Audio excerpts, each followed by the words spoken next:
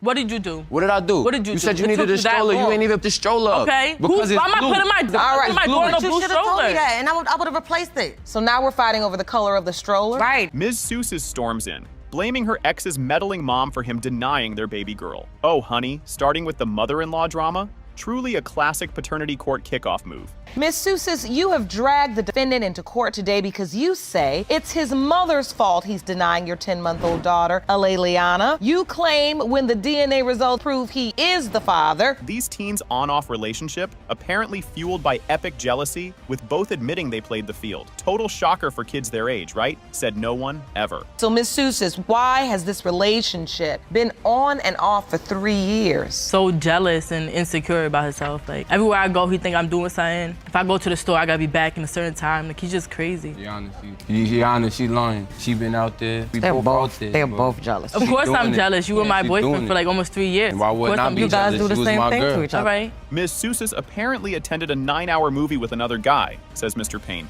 What cinematic marathon was that? An entire film festival in one sitting? Ms. Seuss, you did contact your ex. Yeah, I said I care for him. I never said I loved him. He told his ex he loved her. And I did go to the movies with a boy, okay? For 9 hours. What movie is 9 hours? Mama Kenyatta, Mr. Payne's mom, demanded a DNA test ASAP. Ms. Seuss got pregnant super fast post-breakup, and mom was having absolutely none of it. But instantly, when she said she was pregnant, I told her from the beginning, just because y'all broke up like that I wanted a DNA test. I did tell you from the beginning. But I'm not gonna put no baby on somebody that I don't know that's I understand that, but it's just that, they broke up, and then it really did seem like it just happened right away. Like, I'm like, it's even been I a mean, month. we did have sex without a condom, so it probably did happen right away. Some random supermarket lady just had to tell Kenyatta that Ms. Seuss moves around. The grocery aisle, now your top source for piping hot paternity court intel. There was a time when someone came up to me in the supermarket, and Ms. Seuss and Mr. Payne, my son knows about. A lady comes up to me and she goes, yeah, well, you're right to want a DNA test because she moves around. This lady, she knows. I came home and told him, and he told her. Everybody got something to say about Right, it, but I don't know this lady. You understand? So it's weird for someone to just come up to me out the blue. First of all, These two are seriously fighting over a blue stroller.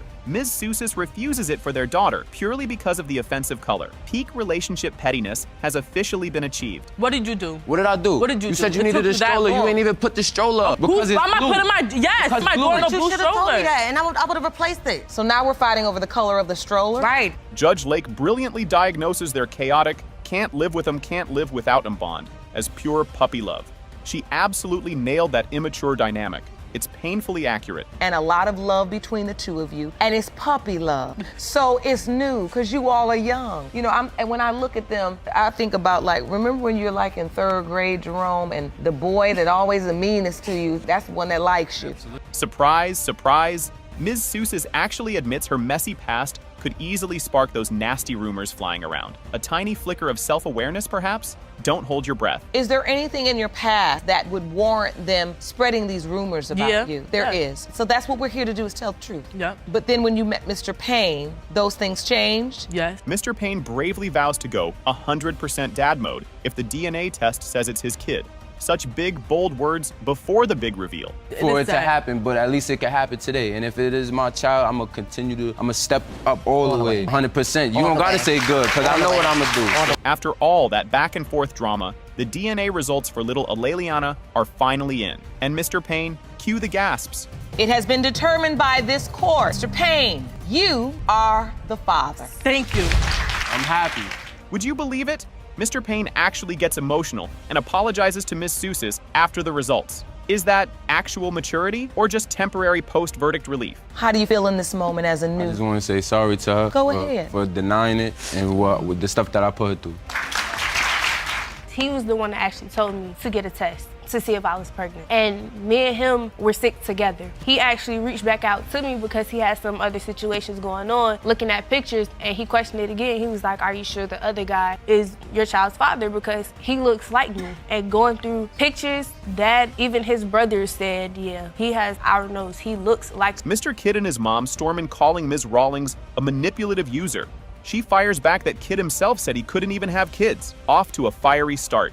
Mr. Kidd, you say Ms. Rawlings is a manipulative user who convinced you that you were the father of her son, Nathaniel, then changed her mind when someone better came along. You and your mother say Ms. Rawlings' mind games have wreaked emotional havoc on your family, and you are 100% positive you are her son's father. Ms. Rawlings spills she only had relations with Mr. Kidd because she needed a place to crash, all while juggling another dude. Oh, the classic conveniently homeless hookup story. How it happened was we met through a mutual friend. I didn't know anything about Mr. Kidd starting off. My mutual friend ended up leaving, and the situation that I was in, I didn't have anywhere to go. Having relations because I was staying with him, but as, everything progressed and everything started off, somehow another female came into the picture, dealing with him and another gentleman also. Then Ms. Rawlings claims Kidd scared her with a tale of a rare blood disease that would doom her and any baby they made. Talk about a creative way to dodge diaper duty. When I found out I was pregnant, Mr. Kidd told me himself that he had some type of rare form blood disease and that me and his child would die if I was pregnant by him. He had a rare blood disease. Not so fast. Kidd's mom, Ms. Jenkins, jumps in to clarify. It's just an RH factor issue, not some ancient curse. Thanks for the medical myth-busting, Mom. It's not a rare blood disease. I am ARH negative, and he is ARH negative. If she's RH positive and doesn't get the necessity shot during the pregnancy, it could prevent her from having future children, or that child could pass away. Grandma Jenkins saw baby Nathaniel's picture and instantly declared, "That's my son's baby." Her grandma senses were tingling, and no one could tell her otherwise.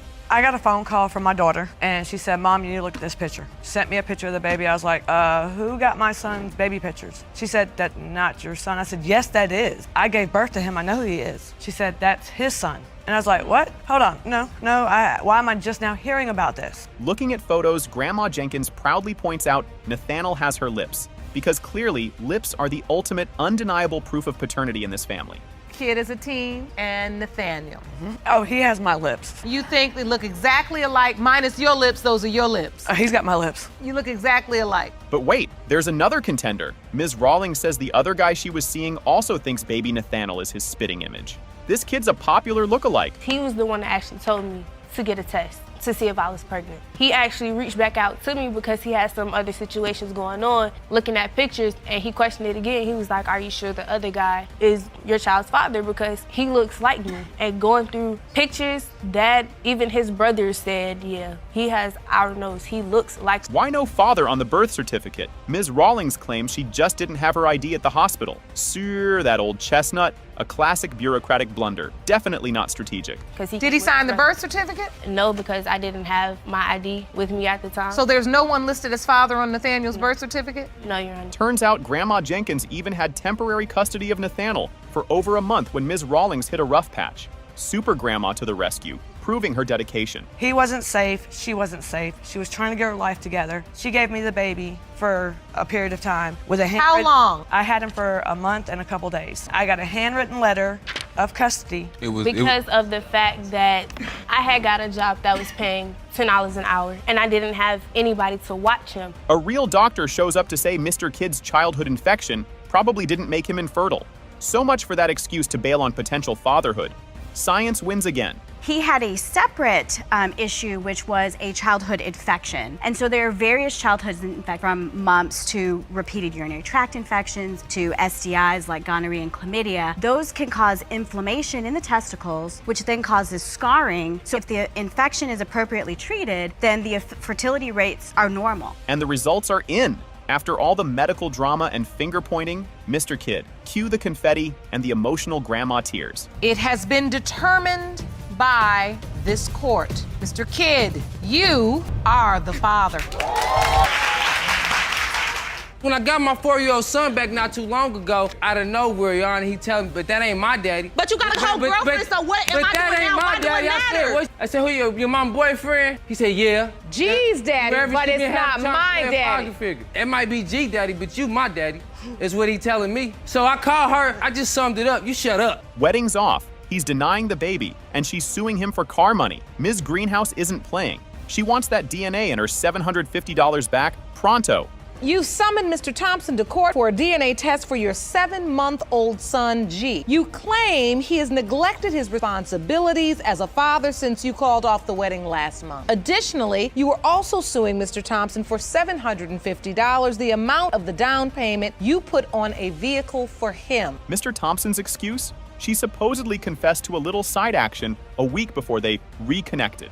Oh, the classic, but she cheated first defense playbook. Mr. Thompson, you claim Ms. Greenhouse confessed to having sexual intercourse with another man 1 week before you reconnected from a break. Yes, yeah. You say it's impossible that you are her child's father. 11 years of on again, off again, 2 kids later, and now Ms. Greenhouse realizes he's insecure and disrespectful? Girl, that epiphany was seriously overdue. I was gonna marry Gregory. We were dating for 11 years off and on. I have a 4-year-old son by Gregory, and I also have a 7-month-old by Gregory. I called off the wedding because he's insecure and he's disrespectful, and I don't wanna marry someone like that. Mr. Thompson doubles down, claiming when baby G was supposedly conceived, Ms. Greenhouse was juggling multiple partners. The shade is real, folks. When Hold on, Mr. Thompson. So you're saying when you made G, meaning you are G's father, you believe, or you? At the time we conceived him, or supposedly conceived him, she was still having sex with multiple partners. That's a lie. You asked me who did I have sex. It was never multiple partners. So don't ever come at me like that. You asked me who did I have sex. It's not a lie. What I do? Grandma Susan chimes in that she's the family ATM, bankrolling this chaotic duo with rent and car payments just to keep them together. What a saintly enabler. If I have, I've given him millions. Should have. Okay, and what's the problem with me giving my family? I should have. What's the problem with me giving dressing your family? What I am telling you, family, is when I when do it's it, all we not said and hurting. done, I help them as much as I can with rent, you know it, lights, car payments, whatever they need, whatever I can do to keep family together, I will do. Plot twist from Ms. Greenhouse's sister. Greg apparently told Christy to man shut up and refused a DNA test at the hospital, acting all excited. Interesting. Hi, my name is Shantae Gunnels. I'm Kristen Greenhouse's youngest sister. I'm only here because I was there during the time that Chrissy and Greg rekindled their relationship. When it came up to them going to the hospital to have G, they brought in the paperwork, the affidavit stuff. She was like, are you sure you want to do that? We can get a DNA test. Greg said, man, shut up. Like, he was excited, like, man, shut up, for what? Their 4-year-old son allegedly told Mr. Thompson about mom's boyfriend, saying, that ain't my daddy, but you my daddy. Kids have zero filter, spilling all the tea. When I got my 4-year-old son back not too long ago, he gonna out of nowhere. But you got a co-girlfriend, so what am I doing now? But that ain't my talking about. I said, who your mom boyfriend? He said, yeah. What you mean is you felt like he was saying it's G's daddy, but it's not my daddy. It might be G daddy, but you my daddy, is what he telling me. So I called her, I just summed it up. You shut up. Grandma Susan's scientific analysis. Baby G looks exactly like Chrissy and lacks the signature Thompson extra large head. The head size paternity test, it's revolutionary.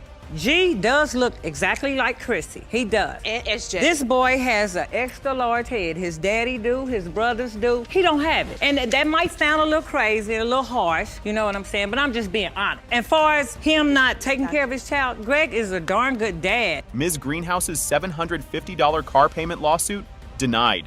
The judge said no proof of a payback deal, and the car was for the family. Ouch, that stings. You're asking the court to award you $750 because you say you made a down payment on a car for Mr. Thompson. Am I correct? Yes, Your Honor. So this is a receipt for a deposit on a Chevy Impala 2008 for $750. Yes, ma'am. You're saying you put this down payment down on a car? No, not for Greg, for our family at the time. After all the head-scratching theories, and he said, she said, the DNA results are in. Mr. Thompson. It has been determined by this court. Mr. Thompson, you are the father. When I got back in the car, I sat next to him. I sat next to him, and he looked at the ultrasound pictures. And he said, damn, he got a big-ass head. That's what he said. Wait a minute. So showing me the ultrasound pictures. He said it. He got remember that now. day exactly. He got amnesia since we here. He don't remember none of this now. Elementary school sweethearts reconnect, have a fling, and boom. Baby, now he claims she's promiscuous, and the kid can't be his. Ah, romance. You say after an encounter with your elementary school sweetheart, you ended up pregnant. You say the defendant has gone through great lengths to deny he is the father of your son, Christian. You say Ms. Rogers is promiscuous and it was only a casual fling. You say she has even slept with some of your friends and therefore it is impossible you are the father of her baby. Her version? A chance meeting, some laughs, then straight to Nyada Nyada at her friend's place, followed by an encore at his house. Efficient reunion, I guess. I met him in elementary school. We was friends. I kind of moved away after a while. One day, after some years of being apart, was at my friend's house chilling, and he walked through the door, and I'm like, really? Of all places, he had to walk into where I'm at. So we was talking, laughing, joking about old times, how you been, catching up and stuff. We went back to my friend's house with her boyfriend, and we had sex that day. The great condom debate. He swears they were wrapped up every single time. She's like, not quite, honey, especially that one time. We separated from everybody. We started talking. Yes, we ended up leaving from one of my friend's house, went to her friend's house. We did have sex, but we had a condom on. No. When we left that house, we went home, went to my house. We had a condom on. We had a condom on, yes. In the bathroom at my friend's house, yes, we had a condom on. Yes, the first time we went to his house, yes, we did have a condom on. Not every time I had sex with him, we wore a condom. Plot twist. Ms. Rogers says the one time they didn't use protection was during a threesome with him and his actual girlfriend.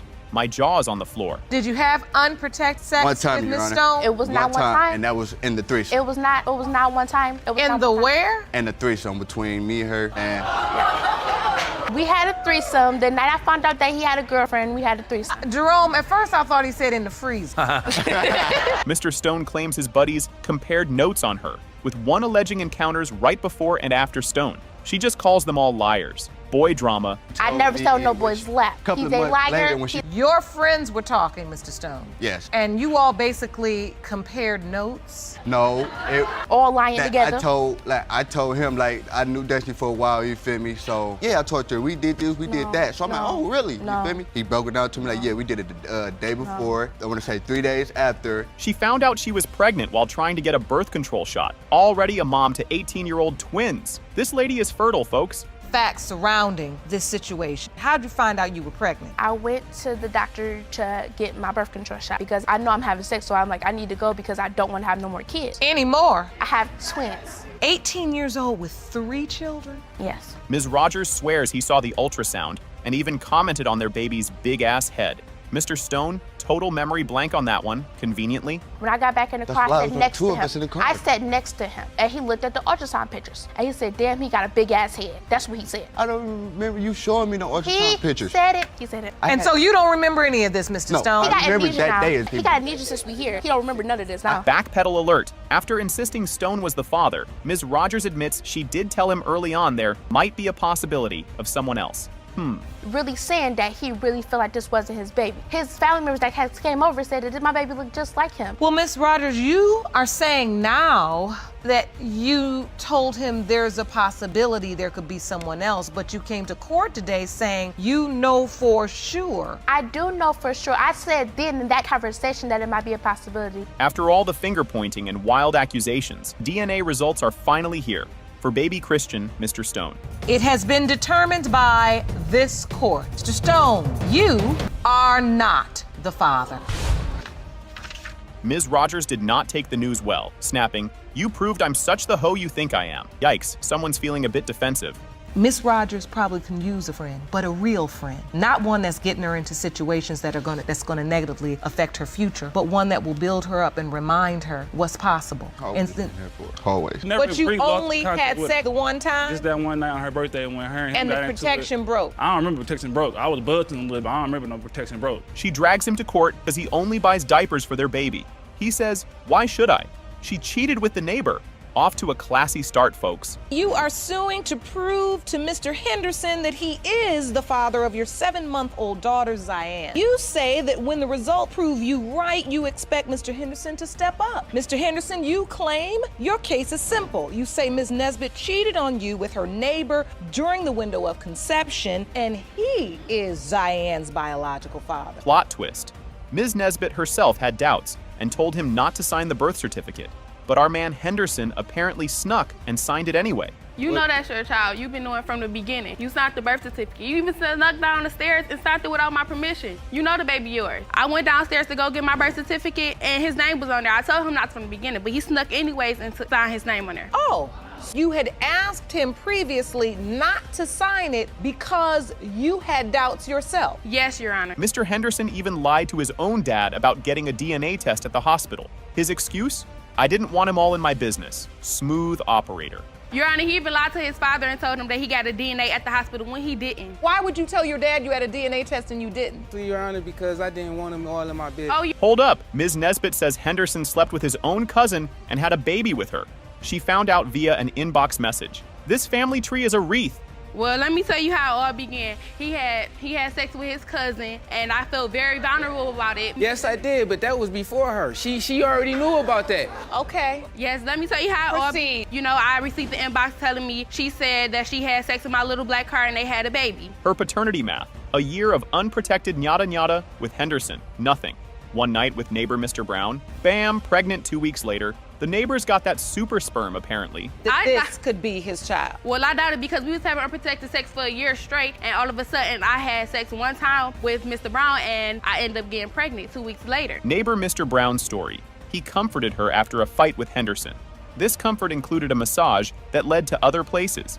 Just some friendly birthday sexy time, obviously. That night. Well, me and Mr. Henderson, we got into an argument, and it led in my apartment hallway, and Mr. Brown, so he came to my door, he comforted me, and it led off to him coming in, giving me a massage, and led off to me. It was just like birthday sex, that was about it. The great condom debate. She told Henderson it broke with Brown. Brown's memory? I don't remember no protection broke. It was busting a little bit. Intriguing details. Did she also say I had slept with Mr. Brown? Yes, Your Honor. Oh, she did? She told me she used the condom, Your Honor. And then not too long ago, she told me the condom broke, Your Honor. But you only had sex the one time? Just that one night on her birthday when her and him And got the into protection it. broke? I don't remember protection broke. I was buzzing a little bit, but I don't remember no protection broke. Ms. Nesbitt, queen of confusion, told neighbor Brown the baby could be you or Don's. Then later, she's 100% sure it's Henderson's. Girl, pick a story. She had texted me and told me, I got something to tell you. I'm like, tell me. She's like, I'm embarrassed. I'm like, don't be embarrassed, tell me. She was like, I'm pregnant, it could be you or Don, baby. Like more of 100% sure that it's Don. These fellas were even duking it out on Facebook.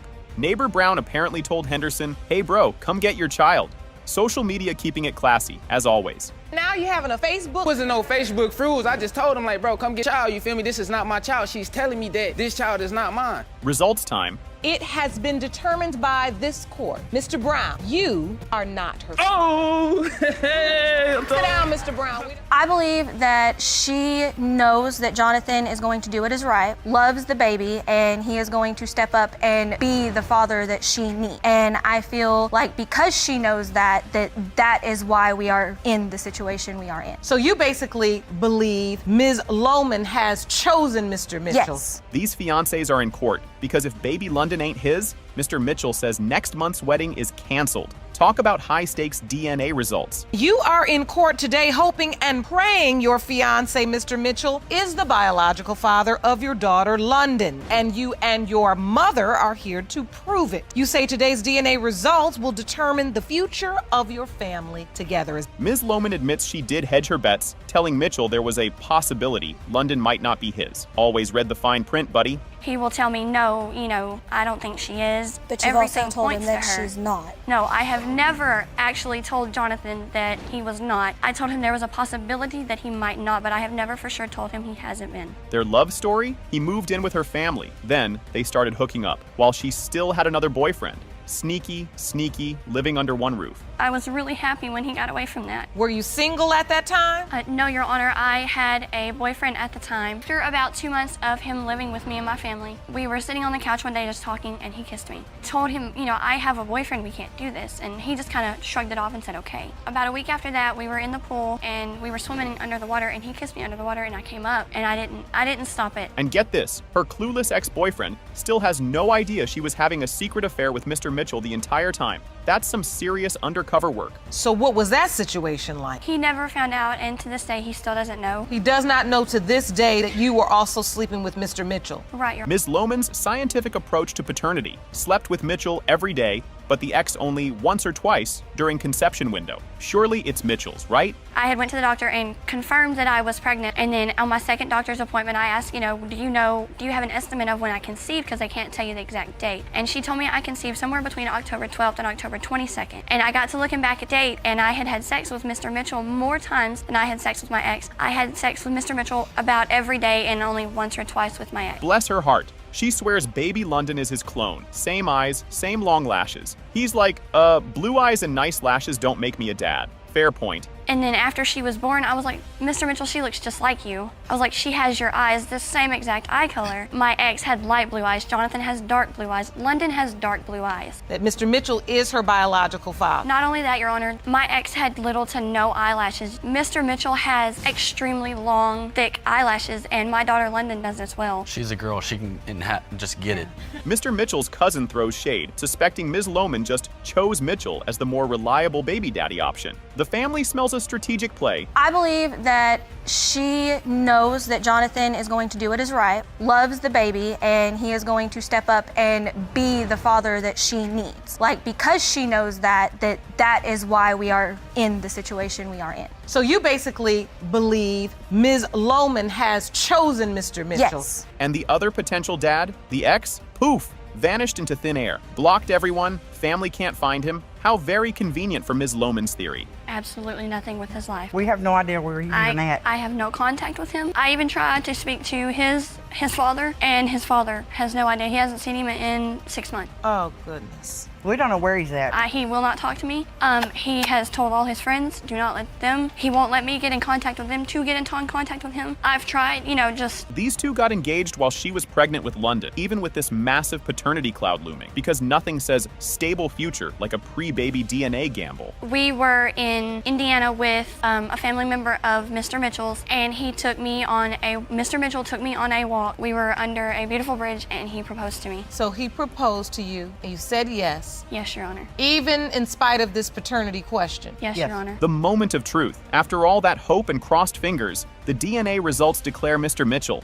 It has been determined by this court. Mr. Mitchell, you are not the father.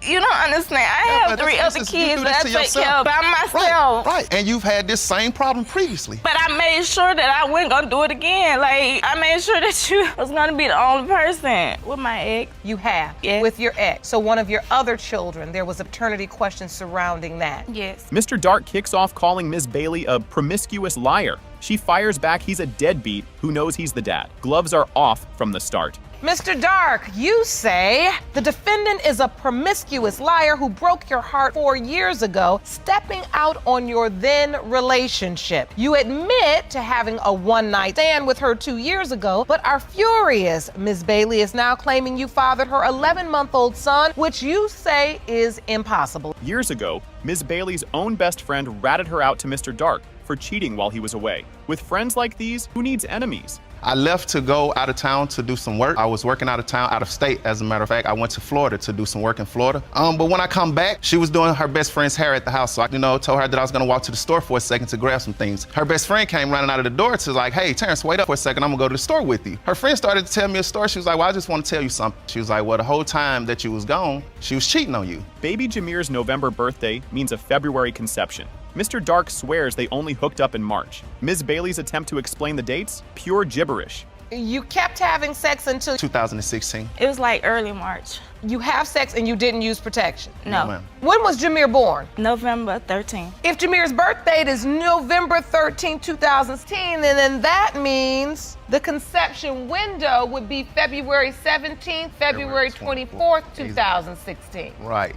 He claims Ms. Bailey pulled a fast one at the hospital, pressuring him to sign the birth certificate immediately, or baby wouldn't get his last name. High-pressure sales tactics. And the reason why I signed the birth certificate, to answer your question, is because you told me at the hospital that if I didn't sign it right then I wouldn't have another opportunity to sign it. That's what you told me right there at the hospital. No, I didn't force you to sign it. You signed it on your own. If I didn't sign it, what was gonna happen? Deja vu. Ms. Bailey casually admits this isn't her first paternity rodeo. A previous ex was proven not to be the father of another child. Patterns, anyone? You don't understand. I have 3 other kids that I take care of by myself. Right. And you've had this same problem previously. But I made sure that I wasn't gonna do it. I made sure that you was gonna be the only person. Ms. Bailey, have you been in a paternity situation before? I have, with my ex. You have? Yes. With your ex. So one of your other children, there was a paternity question surrounding that. Yes. Plot twist from the new girlfriend. Her baby with Dark is due almost the exact same time as Jameer was, just a year later. That February conception window is popular. Well, my due date is November 19th. My conception date is February 24th. And we're now 1 year later, but what you're saying is that you have a similar due date as the one that was presented for as when Jameer was born. Yes. Mr. Dark denied seeing Bailey while with Yana, but Yana interjects, probably not because I did come over and have intercourse with me. Oops, busted by your own girl. Are you an attached man now? Okay, have you been dealing with her while you're attached? No, ma'am. But it probably not because I did. Yes, he was. Yes, me because he come over and have sex with me. That's a lie, Your Honor. I got text messages that. Ms. Bailey tearfully reveals she grew up without parents and desperately wants Jameer to have a father. Her pain is real, even amidst the chaos. What are you hoping for, Ms. Bailey? That he step up, that he do for my baby. Like, I don't understand. And I grew up without my parents, so I want him to be there for Jameer. So you're saying you grew up without your parents? I did, and it was very hard for me. I can only imagine. And it was very hard. And you do not want that for your son? No. Judge Lake lays down the law. Mr. Dark, you signed that birth certificate, making you the legal dad, child support and all. No easy take-backsies. Even if he has not bought him something, he will be buying him things and paying child support because you put your name on that birth certificate, and that makes you the legal father. You do understand that, right? After all the he said, she said, and timeline trickery, the DNA results are in. It has been determined by this court. Mr. Dark, you are the father. Benning lost his mom at 14. When Robin was born, he finally had someone to love like she loved him. It made me think that some dreams return as children. Well, first off, Your Honor, my mother passed away when I was 14 years old. She was my best friend. We spent every waking moment together. After she died, it, left me hurt. I always wanted a daughter, and I promised I was going to take care of her and treat her like my mother took care of me. Tell me about that relationship. So close. She's goofy. she loves daddy. She's a daddy's baby.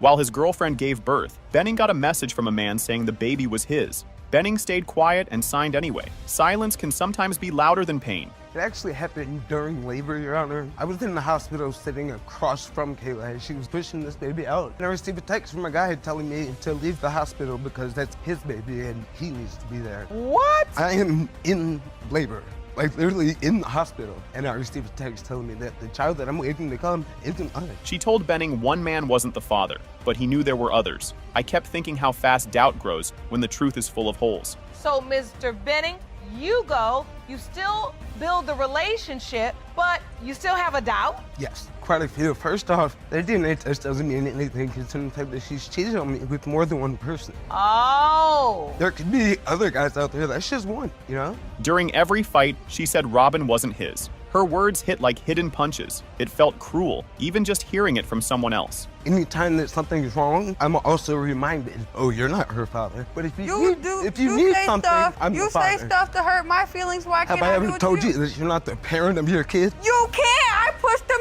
out. So Okay. you're just gonna stab me in the back and tell me that I'm not the This is father why we're of here the today. kid that I take care of. This is why we're here today to prove it. Let's prove it.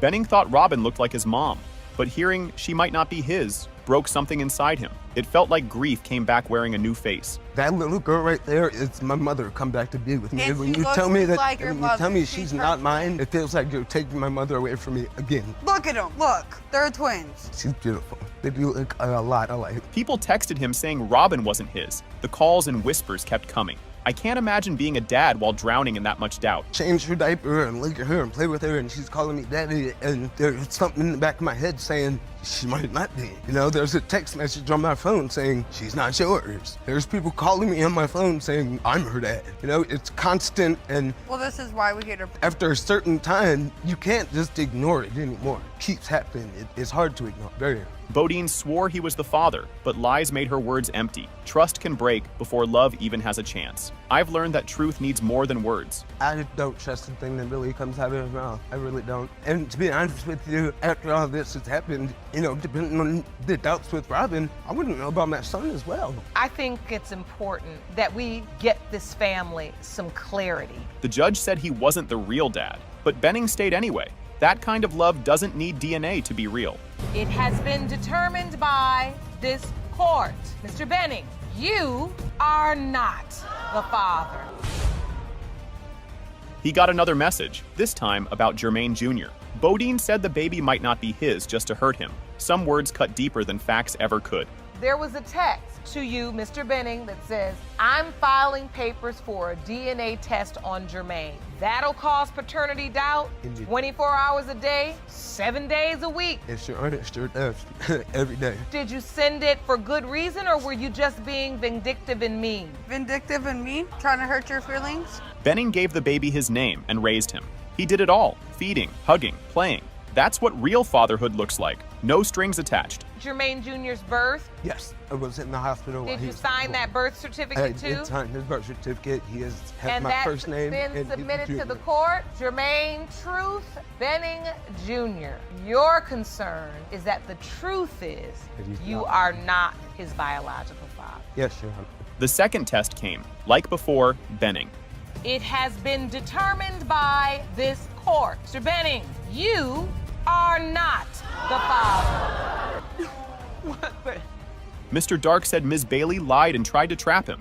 He claimed they were together only once, long ago. I felt nervous just hearing the way he spoke. Mr. Dark, you say the defendant is a promiscuous liar who broke your heart 4 years ago, stepping out on your then relationship. You admit to having a one-night stand with her 2 years ago, but are furious. Ms. Bailey is now claiming you fathered her 11-month-old son, which you say is impossible. Bailey's friend told him she cheated while he was gone. He still tried to fix things, but it was too late. It made me wonder why people stay when broken. But when I come back, she was doing her best friend's hair at the house. So I came in. When I left out of the door to go to the store, her best friend came running out of the door to like, hey, Terrence, wait up for a second. I'm gonna go to the store with you. We went on to the store. Well, while we was going to the store, her friend started to tell me a story. She was like, well, I just want to tell you something. She was like, well, the whole time that you was gone, she was cheating on you. Her best friend told you that? This is what her best friend told me. The baby was born in November, but they slept together in March. The timeline didn't make sense. I couldn't stop thinking someone was definitely lying. You kept having sex until 2016. It was like early March. You have sex and you didn't use protection? No. ma'am. When was Jameer born? November 13th. If Jameer's birth date is November 13, 2016, then that means the conception window would be February 17th, February 24th, 2016. Right. Bailey pressured him to sign the birth paper. He did it so the baby had his name. That made me think how guilt can push us to act. And the reason why I signed the birth certificate, to answer your question, is because you told me at the hospital that if I didn't sign it right then I wouldn't have another opportunity to sign it. That's what you told me right there at the hospital. Forced you to sign it. You signed it on your own. If I didn't sign it, what was gonna happen? He won't have your last name. You won't get to sign it. Did you not say that? You know you said that. I did not tell you that. No, I did not. Okay, if you don't sign it, okay, that's on you. Dark's girlfriend said her baby was made the same week next year. Her story matched the judge's timeline. My brain was spinning trying to keep up. What would you like to tell the court? Well, first, in my personal opinion, I don't feel like the baby looks like him. Just my personal opinion. Feel like there is a physical resemblance? No. Well, my due date is November 19th. My conception date is February 24th. Oh. Dark helped raise the baby, even while unsure. He gave him care, love, and time. That showed me what true responsibility looks like in the middle of doubt. That's why you don't have your first child, because you don't do for her. I've been a part of his life. I've gotten him. I've taken him with me. I've kept him. I took him to Alabama with me when I went to my granny's funeral last month. And my whole family said that that's not your child. So when your whole family said to you, that's not your child? My mama said, boy, if you don't get that baby out of here. The judge said Dark is the legal dad since he signed. That's final, no matter the truth. I'd panic too if I made that choice too soon. Even if he has not bought him something, he will be buying him things and paying child support because you put your name on that birth certificate, and that makes you the legal father. You do understand that, right? By signing that birth certificate, you have said to your state, I am acknowledging that I'm the father of this child, which means you're responsible to take care of the child. The DNA test showed Dark, wow, this will hit harder than anything else in the episode. It has been determined by this court. Mr. Dark, you are the father. Ms. Lopez entered the courtroom like a storm. She said Mr. Carbajal faked a DNA test to avoid being a dad. I felt the shock hit me hard. Ms. Lopez, you are here today because you claim the defendant, Mr. Carbajal, allegedly perpetuated a DNA testing scam to try to deny paternity of your kids. You say you are tired of struggling daily to take care of your children alone, and you need to prove he's their biological father today. They met online and things moved too fast. He said they were intimate without protection the first night. She denied it, but admitted it happened soon. How does it go so far? Well, I met her through a social network. She told me, hey, come see me, for the weekend or just one night. So I went to go see her. And that day that I went to go see her, we basically had sex that first night. When she said she was pregnant, he didn't smile. He stepped back. He didn't want a baby with someone he didn't love. That made my stomach twist in knots. Your Honor, after I found out I was pregnant, he did not have anything to say. We talked later, and he was still in shock, telling me that he didn't want to have a baby with someone he did not love. So at that time, you told him you're pregnant. He didn't seem to be that enthused. No, he was not. He loved the girl so much, he got her name tattooed. But one photo made him question everything. My chest got tight just hearing the story. He says he's the father. He even has her name tattooed on his arm. He was there. Even though you doubted? Because when she was first born, I was attached to her. I was really attached to her. Okay, so you were attached to her. Yeah. So then why doubt? What made you doubt? The picture. His sister saw a photo of another man on Lopez's phone. She said the man looked like the child. One picture sent everyone into chaos and doubt. She showed my sister Miriam. He was a friend picture of mine. a guy, and my sister took picture of her phone. He was a because friend of that mine. guy looked exactly like. So Liana. you were showing pictures in your phone of a guy to your sister, Your Honor, and he she was a came friend. across a picture that she felt looked just like. Yes, Your Honor. Aliana. Carbajal said he couldn't sign the baby's papers. Lopez and her mom claimed he wasn't there. The yelling made it hard to know who to trust. Well, when he was first born, she didn't let me sign his birth certificate. I didn't even sign his birth certificate. Why wouldn't she let me? She's saying I'm the father. Why couldn't I sign a birth certificate? Because you weren't there from the beginning. I was there. I was there when they both were. He said the baby had dark skin and a cleft lip, which didn't run in his family. Lopez said the child looked like her ex's dad. I felt the tension rise. I'm light-skinned, Your Honor. He looks just like Your his grandpa. dad is dark. His That dad doesn't is mean dark. anything. That doesn't mean My anything. little boy, my little grandson, looks just like your dad because Yes, there he are does. He pictures. doesn't. No, There's he doesn't. pictures Yes. that we No. looked side by side. Yes, he looks he like did. your dad. He's My from you my guys. family does not have Your a Honor. history of cleft lip. Doesn't you matter. Whether it's my mom or my dad's side. Listen. Lopez sent a photo of another man holding the baby. She wanted to make Carbajal jealous. I had to ask, who would do that on purpose? She also sent me a picture of a man holding my baby. Wait, you sent him a picture? I sent him a picture to of show someone would you else send it? holding a child that you said was his? I sent it because to show him that there would be another man, Why would it be another man? possibly, and take care of his responsibilities. I did not meet up with my ex until a month before I had my daughter. Carbajal used a store-bought DNA kit without ID or witness. Lopez didn't know, and names were spelled wrong. I was stunned. How can anyone trust that test? He did a paternity test that he bought from the store. I did not know about it until he gave me the results that came back. My mom bought it off the counter. They came with swabbing things, you know? Okay, so it came with all of the utensils, Yes, everything and you then needed. paperwork, and then we did the swabbing. I swabbed my lips, I swabbed the kids' lips, and then we basically did the paperwork and we sent them in. Judge Lake read the results. Carbajal wasn't Aliana's dad. The room fell quiet. My heart dropped with his. 2-year-old Aliana Lopez Carbajal. Mr. Carbajal, you are not her father. After many denials, Lopez admitted she had another partner. The courtroom exploded with anger from Carbajal's side. I was floored. How do you lie like that? So I'll ask you again. Were you sleeping with anyone else besides Mr. Carbajal at the time? One, Your Honor. Which is the one in the picture. It's not the one in the Obviously. picture, Pretty sure okay? it is. No, it's not, Christina. Ms. Lopez, Yes. you stood in this courtroom and lied. Then it got worse. Mr. Carbajal, you are not. Thank you. Noah's Thank father. you, Your Honor. Thank you. Lopez said both kids had different fathers and claimed to know who. The judge called out her lies and warned her. I watched her world fall apart. Now, you two people's mother. Do you know who their fathers are? Yes, I do. Is it the same person or two different fathers? Two, but I know who they are. I don't even know if you're telling the truth right now. No. Because only you know the truth. And I will leave you with this cautionary tale. This young woman says the baby's father is either an absent guy or her mom's boyfriend. The courtroom froze like a wave hit. I sat there, stunned and speechless. Ms. Holthouse, you are here to prove paternity of your 3-month-old son, Zayden. Shockingly, you confess it's either a man you shared a sexual relationship with who wants nothing to do with your child, or the defendant who happens to be your mother's boyfriend. It all began with a strange text sent by mistake. Days later, she wore tight clothes and they flirted nonstop. I still don't get how it got bad so fast. It started out as a text message, Your Honor. I received wasn't supposed to come to me and a word was misspelled. It was a word. A few days later, tight clothing, little skirt, breast out. Next thing you know, one thing led to another. We started flirting with each other back and forth. Things just escalated from there. Did you ever think in your mind this is inappropriate? She snuck out of Grandma's house and met him at the park. They didn't just talk, they were intimate outside. I couldn't believe how casual she made it sound. I snuck out of my grandma's house that night and we went to a park. And what happened at the park? We had sexual relations.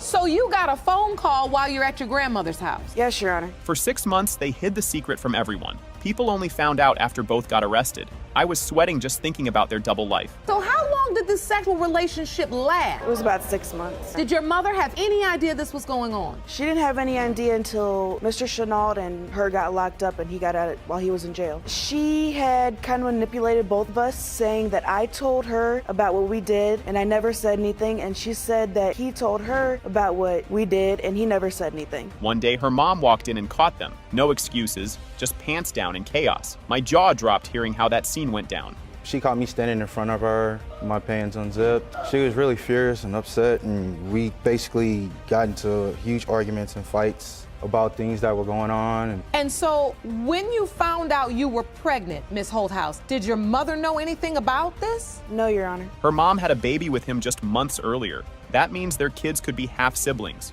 I paused the video. I needed to breathe. As my mom was pregnant with my sister, my sister is Mr. Chenault's daughter. How old is her daughter? She's about to turn 11 months. How old is your child? He is 3 months.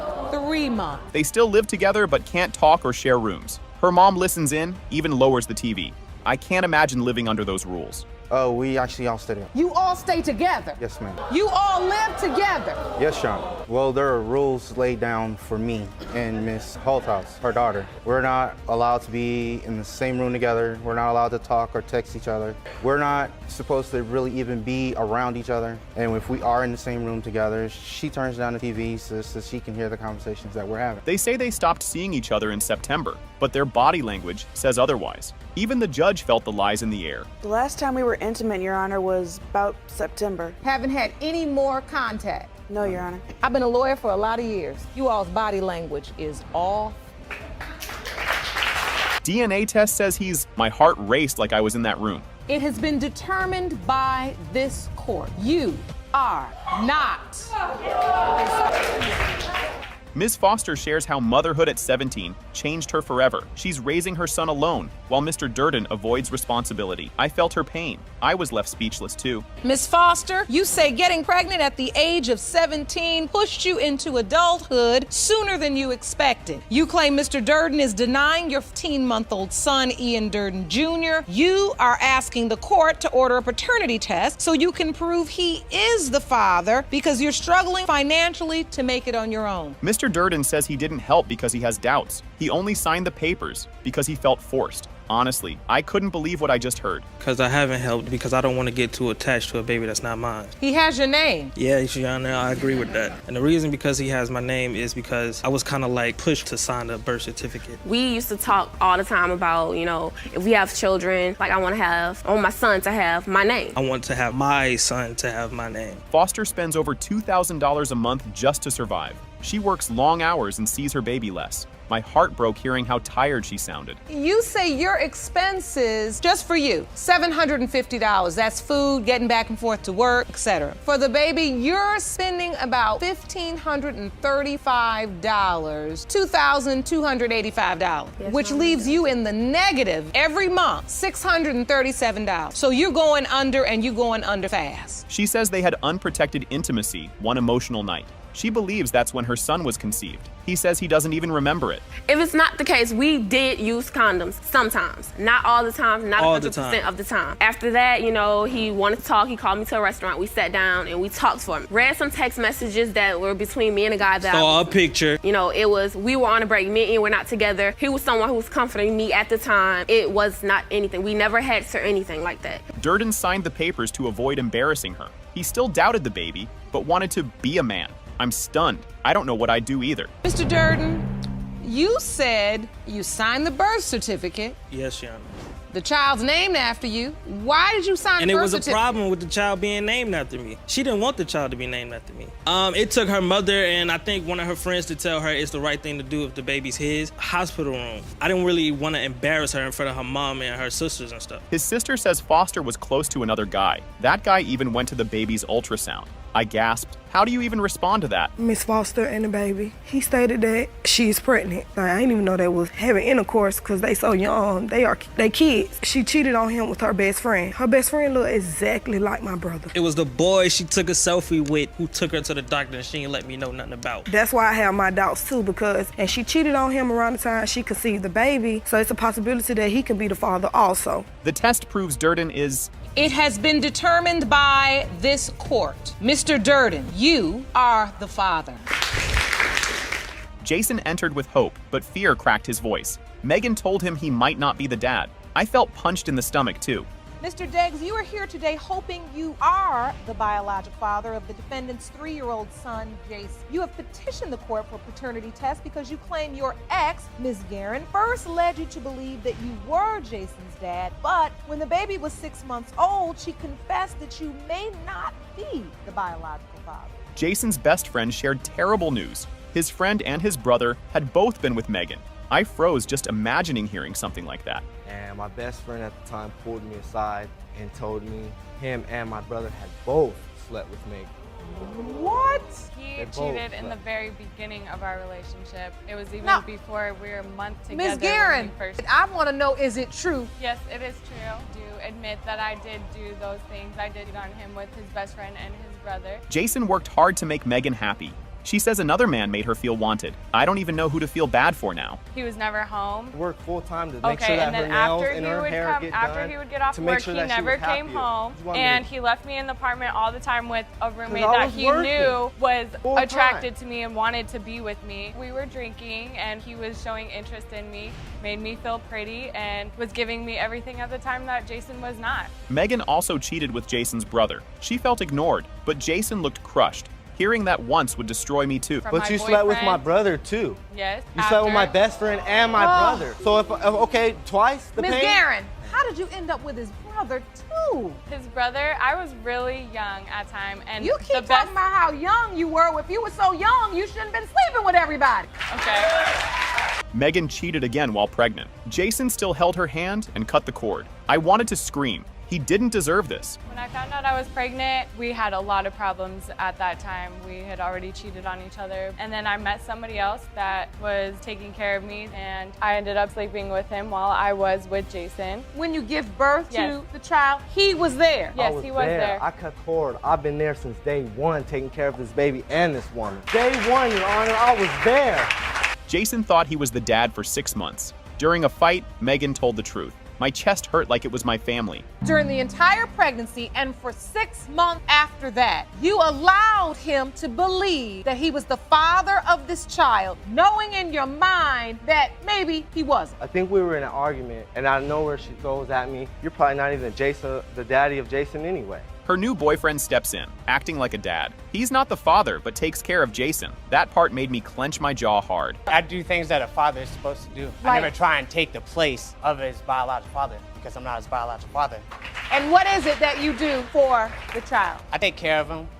You know, when Megan's working, if I have the day off, then of course I'm taking care of him. If he needs to go to an appointment or something, make sure he gets there. It's fun to be around. Of course, he's 3-year-old. He tests your patience sometimes, but... The DNA test says Jason's... When it comes to baby Jason Day, Mr. Day, you are not the father.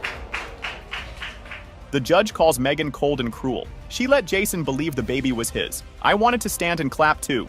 That you would perpetrate this lie on this man during your entire pregnancy up through a delivery room. That wasn't his child. I could tell by the look on your face today. He was more nervous than you were. I'm gonna tell you what I think as a woman. Now, you sitting up there and you got a cute face, but you got ugly ways.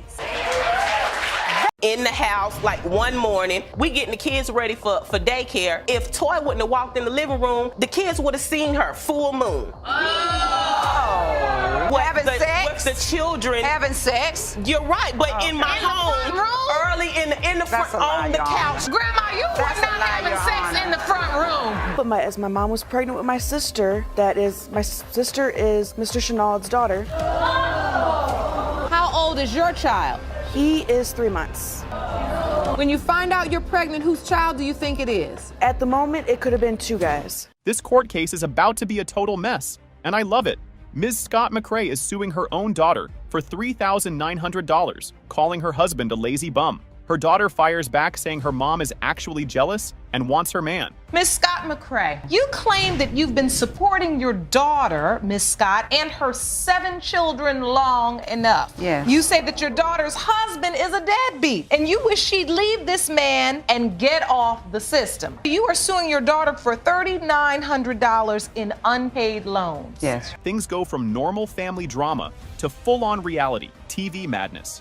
Ms. Scott accuses her mom of wanting her husband, and the audience gasped so hard they almost passed out. Judge Lake tries to keep order, but this train wreck ain't slowing down. You wish you had a man like him, and that's why you claim him to be a deadbeat, because that's what you're used to having, and that's what you want me to have. You're after him. If I have 5 children depending on me, and they need things in the morning to sustain them while they're at daycare, and this man, what's the things they need? I was sleeping in their den. This is where the case turns into a full-blown breakfast debate.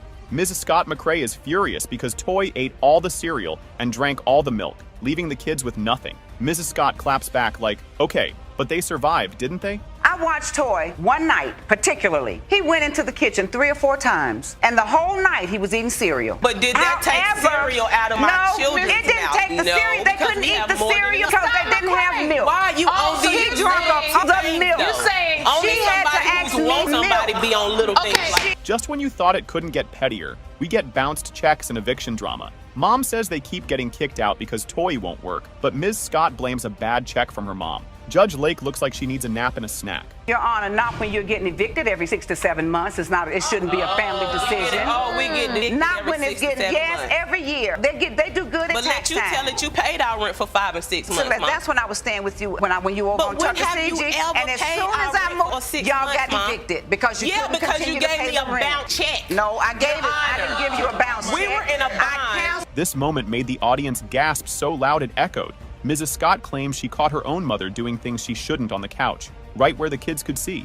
Mom denies it, but Judge Lake looks like she wants to leave the courtroom immediately. In the house, like one morning, we getting the kids ready for daycare. If Toy wouldn't have walked in the living room, the kids would have seen her full moon. Having sex? With the children. Having sex? You're right, but in my home, early in the front, on the couch. Grandma, you were not having sex in the front room. If things weren't awkward enough, now there's a questionable kiss. Ms. Scott says her mom kissed Toy so close, it could have been a full-on makeout if he turned his head. Mom says that's ridiculous, but the courtroom is giving her serious side-eye. But something just told me to, just look back out the door. She done got out her car, walked up to our car where Toy was sitting, and kissed him on his cheek. A slobbery kiss. If he would have turned his face, that would have been tongue kiss. What was that even for? You're the best son-in-law I ever had. I just love you. Toy finally gets to talk, and he does not hold back. He says his mother-in-law is always touching him, asking for favors, and acting way too friendly. Mom denies everything. But by now, nobody is convinced. She always touching me on my chest. What chest? She always patting on me. She always saying, you do more than I can, my son or the man I'm sleeping with to have me to come and do things. God. Came out the blue one day to even come and get me by myself to come and pick up a tent for her. A $30 tent. Judge Lake asks the big question. Can this man even keep a job? Toy says his jobs are temporary, but Mom says he's just plain lazy.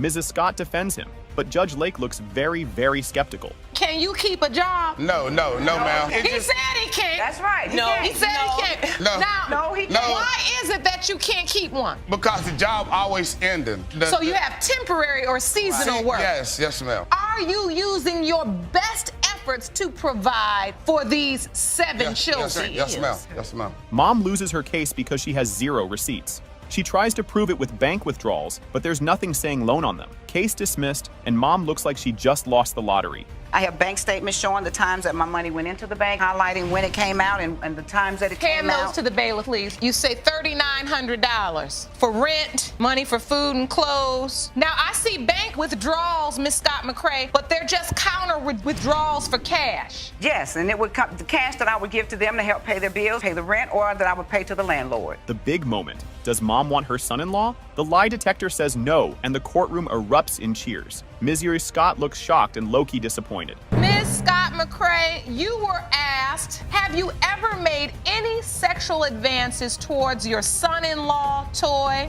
You said no. No. And the lie detector determined that was the truth. Yes, it was. This case is already a mess before it even starts. Ms. Holthouse needs to find out if her baby daddy is some random guy or her mom's boyfriend. Yikes. The audience is already gasping, and it's only the beginning. Ms. Holthouse, you are here to prove paternity of your 3-month-old son, Zayden. Yes, Your Honor. Shockingly, you confess it's either a man you shared a sexual relationship with who wants nothing to do with your child, or the defendant who happens to be your mother's boyfriend.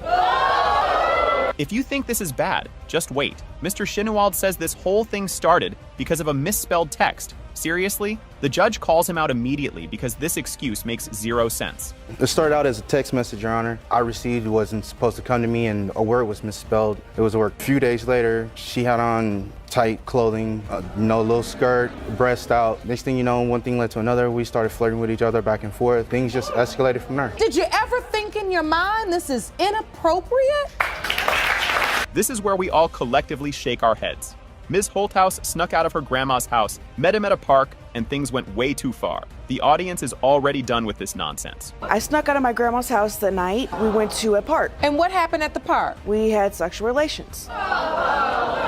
So you got a phone call while you're at your grandmother's house? Yes, Your Honor. What did he say? What did I mean by that text that I sent him? And your response was? I didn't mean anything about it at that moment. 6 months of sneaking around, and guess how the mom found out? In jail. The mom tricked them into confessing, and it worked. The judge looks exhausted, and we're right there with her. So how long did this sexual relationship last? It was about 6 months. She didn't have any idea until Mr. Chenault and her got locked up and he got out while he was in jail. She had kind of manipulated both of us, saying that I told her about what we did and I never said anything, and she said that he told her about what we did and he never said anything. This part is straight up embarrassing. The mom literally caught them, with pants unzipped. It turns into a huge fight, and things somehow get even worse. Did she ever almost catch you? Yes. She caught me standing in front of her, my pants unzipped.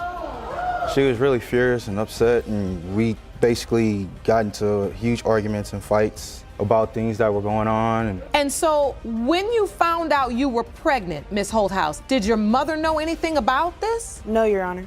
Okay, math time. The mom had a baby with him too. That means the baby and his mom's baby are half siblings. The audience's brains are breaking. But as my mom was pregnant with my sister, my sister is Mr. Chenault's daughter. How old is her daughter? About to turn 11 months. How old is your child? He is 3 months. When you find out you're pregnant, whose child do you think it is? At the moment, it could have been 2 guys. Mom finally walks in, and she knew something was up. She says her daughter was acting weird every time she left the room. The judge is just staring like, are you serious right now? Because my daughter was acting funny. If I was sitting on the couch next to Mr. Chenault and I would get up to go to the bathroom, she would get up out of the chair across the room to sit by him. Oh, no, she didn't. The judge is so over this. She straight up calls them out for lying because their body language says it all. They both look guilty, and she knows it. When was the last time you two were intimate? You're in court, tell the truth. The last time we were intimate, Your Honor, was about September. Yes, Your Honor. Haven't had any more contact? No, Your Honor. You know, I've been a lawyer for a lot of years. You all's body language is off. This is where they prove they're still hiding something. The judge offers them a lie detector test, and both refuse. The audience is groaning because they know what that means. So I want to know if both of you say you're not sleeping together anymore and haven't slept together since September, we have access and we can take a lie detector test. Like you wanted to. Are we willing to consent to the lie detector test on the question of whether or not you all are still sleeping together? And the results are in. It has been determined by this court. You are not. This starts off like a wild soap opera. Mr. Rash says his wife cheated with 5 brothers and has another guy's name tattooed on her. Somehow he still tried to forgive her, but now he needs and admits she cheated a lot. She also casually drops that another guy might be the dad. The courtroom looks like they just watched a plot twist they didn't see. Yes, ma'am. Solely. Yes, ma'am. Right? She admits she cheated with one of the 5 brothers at a family picnic. Mr. Rash looks like his brain is. This case started off wild, like a soap opera mixed with a reality show. Ms. Rainey wants a paternity test and cash from Mr. Matthews, who swears he ain't the dad.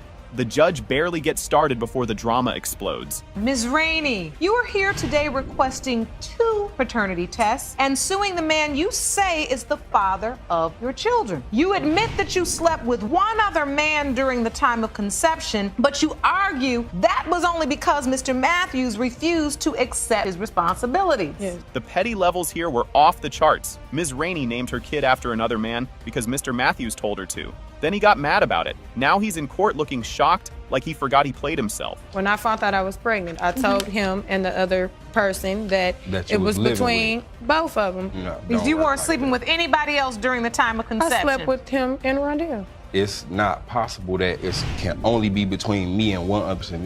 She is known to have family trees in her. When I say this, I mean it's like... This relationship had more ups and downs than a roller coaster. Ms. Rainey says they were together for 8 years, but Mr. Matthews acts like she was just a random.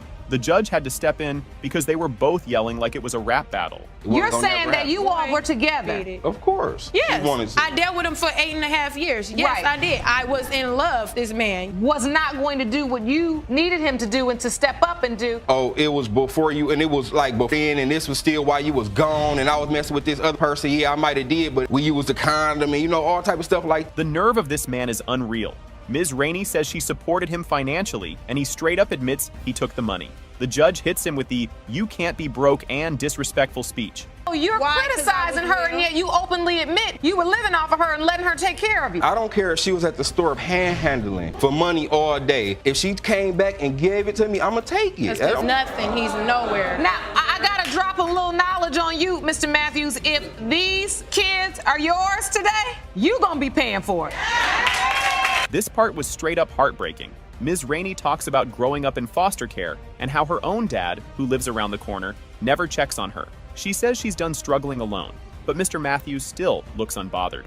I had my rough life, in and out foster care, being homeless, 14 years old on my own. I'm 26 now. I gotta live with my cousin because I don't have no help. And if I need help, $1, I can't even get $2 from him to get on the bus to take his kids to the doctor or taking care of these kids on my own. Watching this man dodge responsibility was wild. Ms. Rainey says she loved him, but all she got in return was disrespect. The judge is done with his excuses and is ready to get to the truth. I loved him and never got love back. All I ever got was being mistreated, talked about to his other females, baby mamas, or whatever he want to call them. Mr. Matthews, you are his father. This whole thing is already a train wreck, and it just started. Alicia brings her mom to court to find out if the dad who raised her is actually her dad. Turns out mom was kind of busy back in the day, so nobody knows for sure. Miss Ferguson, you've brought your mother to court today because you were recently shocked to learn that Ken Ferguson, who raised you your entire life, may not be your biological father. You have petitioned the court for a paternity test on Mr. Ferguson. You acknowledge that you finally confessed to your daughter that you slept with more than one man at the time of her conception. Alicia wastes no time roasting her mom for ignoring her and her sister. She says mom only cared about random dudes and not her own kids. The argument gets loud fast, and it's clear this family has issues. My mom goes through crazy moments and acts like her family never is there for her. Acts like her 2 daughters are never the only ones that just want her attention. And she wouldn't talk to us, she would only talk to her guy friends and her other friends. Not even the husband, so we all felt like we were just, there for her to just lean on when she actually didn't have anyone else around her. Alicia opens up about how watching her mom cheat on people messed her up. She admits she used to cheat too because she thought that's just how life worked. Her current partner cannot stand her mom, which honestly makes sense. I thought cheating was okay. I cheated on every person I was with until today. And the person I'm with today came out to my mom. That's the only thing she accepted me with. And she did support you. That's the only thing she's ever supported me with. So I want to make sure I understand this. You were told by your stepfather that Mr. Ferguson may not be your father. Yes. Ken steps up and drops a major bombshell. He's not sure he's the dad. He says when he met Alicia's mom, she had already been with 4 guys in one night. His sister also kept seeing random men at their house, which, yikes. Where's your daughter? Yeah, I believe she was my daughter. When I first met her at a party, I found out after this because that's when we met. She slept with 4 guys that night. Then we were dating, you know, and moved in with each other. Within like 2 weeks, my sister started calling me saying, hey, there's cars down at the house like every other day. Alicia is done and just wants the truth. She hopes Ken is her dad and that her mom will finally admit to all the nonsense. But instead, her mom just keeps acting confused, like this isn't even happening. I just really hope he is my dad. I just wish one day she'll just sit down and admit to my face what she did was wrong and I shouldn't have seen it and I shouldn't have this feeling. So are you willing to give your mother a chance to apologize today? It's because she's never admitted. Mom comes back, but her apology is super weak. Alicia isn't buying it, and neither is anyone else. Their relationship is basically on life support at this point. I came here for you to do this. And that's what you're gonna do, is you're gonna drag it all out. When you stood there and you told me all it was to find out about your dad. See, There's no you always Stop. give up on us. Let me Yes, finish. I'm sorry. I'm not a perfect mom. I never tried to be. I never, I did what I could do. So, but I love you and I never once regretted having you. The results are in. When it comes to Alicia Ferguson, Mr. Ferguson, you are her father. This case starts off crazy, and it's only going to get worse. Ms. Davis says she got back with her ex after 15 years apart, but now he denies being their baby's dad. She's here with a DNA test to prove him wrong. Ms. Davis, you say that after a rocky marriage and nearly 15 years separation, you reconnected with your ex-husband 3 years ago. You say Mr. Simpson is now denying he is your 2-year-old daughter Elizabeth's father, and you intend to prove paternity today. Mr. Simpson claims Ms. Davis cheated on him not once, not twice, but 11 times. He even caught her making out with another guy in their car while he was inside the house. Ms. Davis admits it, but says, "At least I was honest." Your Honor, for a fact, I've known 11 times that she's cheated in her previous relationships. We were married 15 years ago. She tells me after I get off work to stay in the house. She got somebody coming to visit her. I stay in the house. Somebody pulls in my driveway. I walk out and she's in the car making out with these people. Somehow, after all that, Mr. Simpson still took her back because he thought she had changed. But then he started noticing the same old shady behavior. It was like watching someone run back into a burning house and act surprised when they get burned. Did you feel like she had changed? Yes, she had kids with other guys after we separated. You felt like motherhood had cured her? Yes, as it would any woman. There's a lot of coincidences, the same as before, that she's going out, sitting in cars middle of the night. I get family and friends telling me that she's bringing guys in my house all the time while I'm gone. Mr. Simpson says he was too stressed to, well, do anything. Yet Ms. Davis was taking pregnancy tests every week. She says she didn't take them until after he left. Somebody is lying, and the judge is not amused. I just came out of a relationship. I have my own kids. I've got custody of all my kids. Things just wouldn't rise to the occasion because of all the stress that I was going through. All right, but yet. Oh, okay. You said that very respectfully. I understand. The first month we're together, she's taking a pregnancy test every week, once, twice a week. Oh! Why was Ms. Davis sneaking out at midnight to sit in some guy's car for hours? She says they were just talking. But why not talk inside? The judge is looking at her like, girl, seriously. In the middle of the night, it's 11 o'clock of the night time. I'm in the bed. She's getting up, walking out the door to go sit in the neighbor's car. She sits out there for 2 to 3 hours before she comes back in. Okay, but nobody told him that he couldn't come out there. The same person that gave me and my daughter a place to stay. So yeah, I was still friends with her. I wasn't doing anything, just talking. Instead of dealing with the drama, Mr. Simpson kicked Ms. Davis out while she was pregnant, through a text. Then he let his ex-wife move in. This guy took messy to a whole new level. You said he let his ex come live in the house with you all? Well, no, he via text kicked me out. while I was pregnant to let his ex-wife move back in. And you thought the baby wasn't yours? It wasn't like that. I didn't think she was able to be truthful, faithful. This man really said he doesn't think the baby is his because she has curly hair.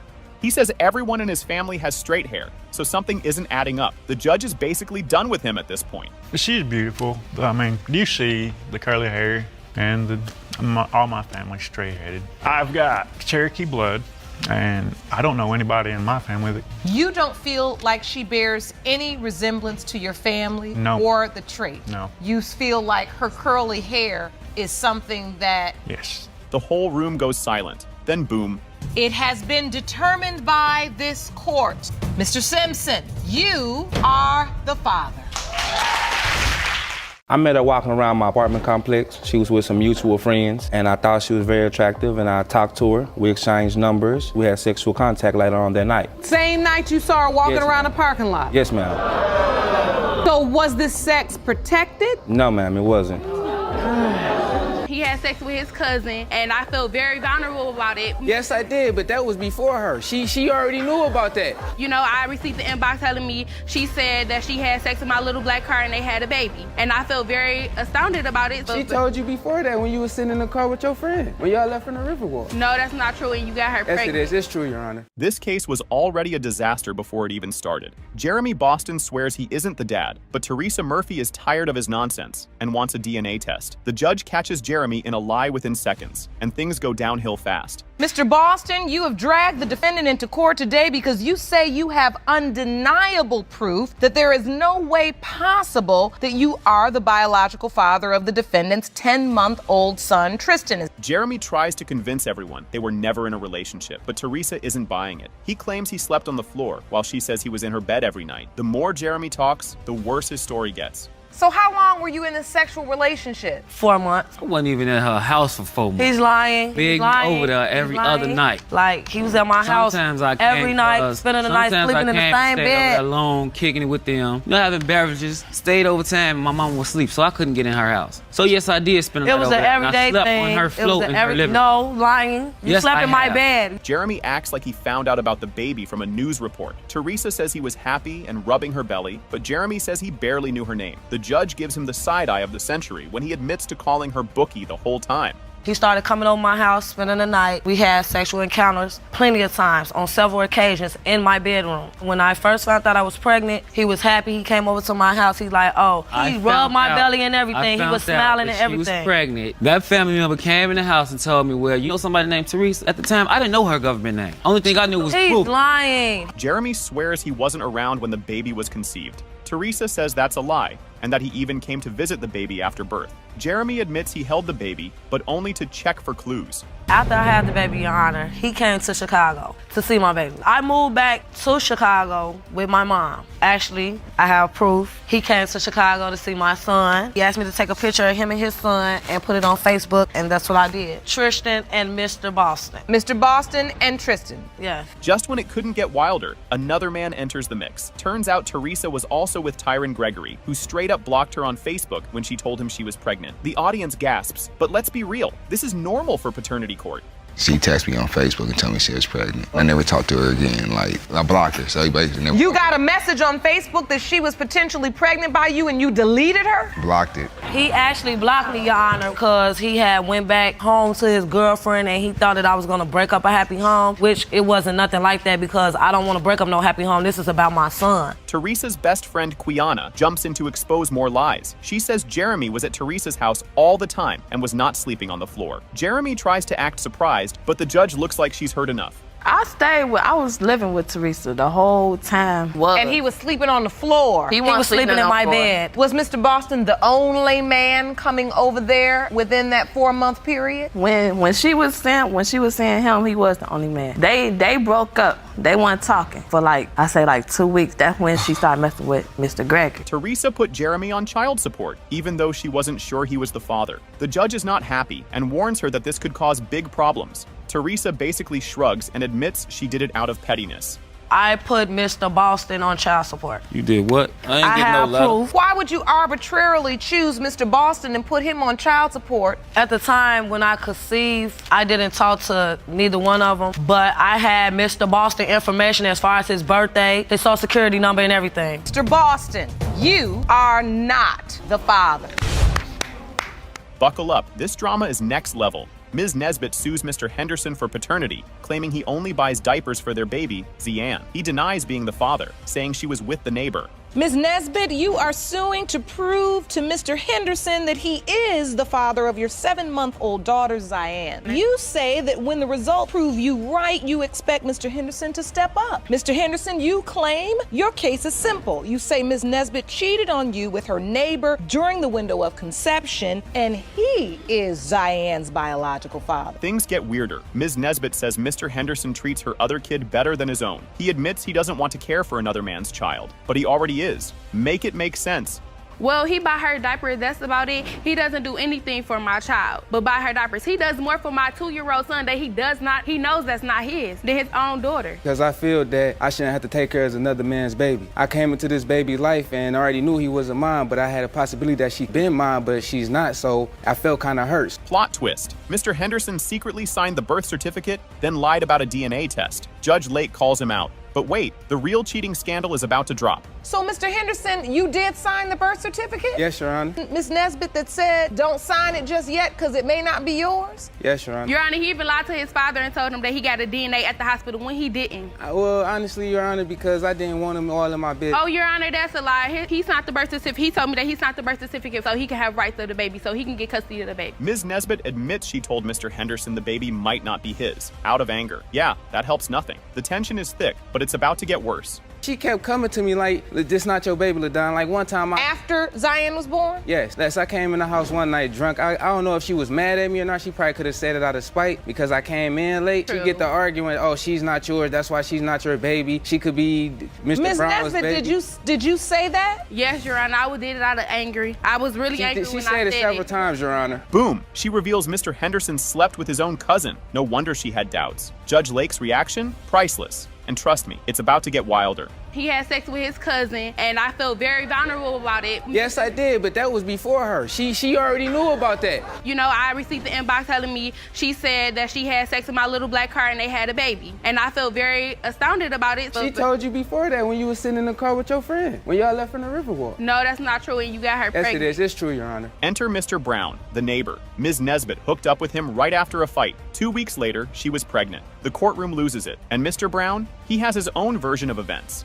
Well, I doubted because we was having unprotected sex for a year straight, and all of a sudden I had sex one time with Mr. Brown, and I ended up getting pregnant 2 weeks later. Mr. Brown is the neighbor. Your neighbor? Yes. Well, me and Mr. Henderson, we got into an argument, and it led in my apartment to him coming in, giving me a massage, and led off to me. Mr. Brown admits he flirted with Ms. Nesbitt, and they hooked up on her birthday. He plays it down, but it's a mess. Then, his story takes a weird turn. I first met her, she had moved to my apartment, been a couple doors down. I used to always flirt with her, to blink an eye at her, you know what I'm saying? Because she was a cute girl, you know? It was just like birthday sex, that was about it. It wasn't more that she used to always hit me up and text me and all that stuff. I used to text her different names, like it was this just Tracy, one time. Nancy. Your Honor, she's telling me that it's been going on longer than that. It was more than one. It was just birthday sex. Mr. Brown shows a picture, claiming the baby looks nothing like him. He even compares features like a detective. But the drama isn't over yet. These men have been beefing on Facebook.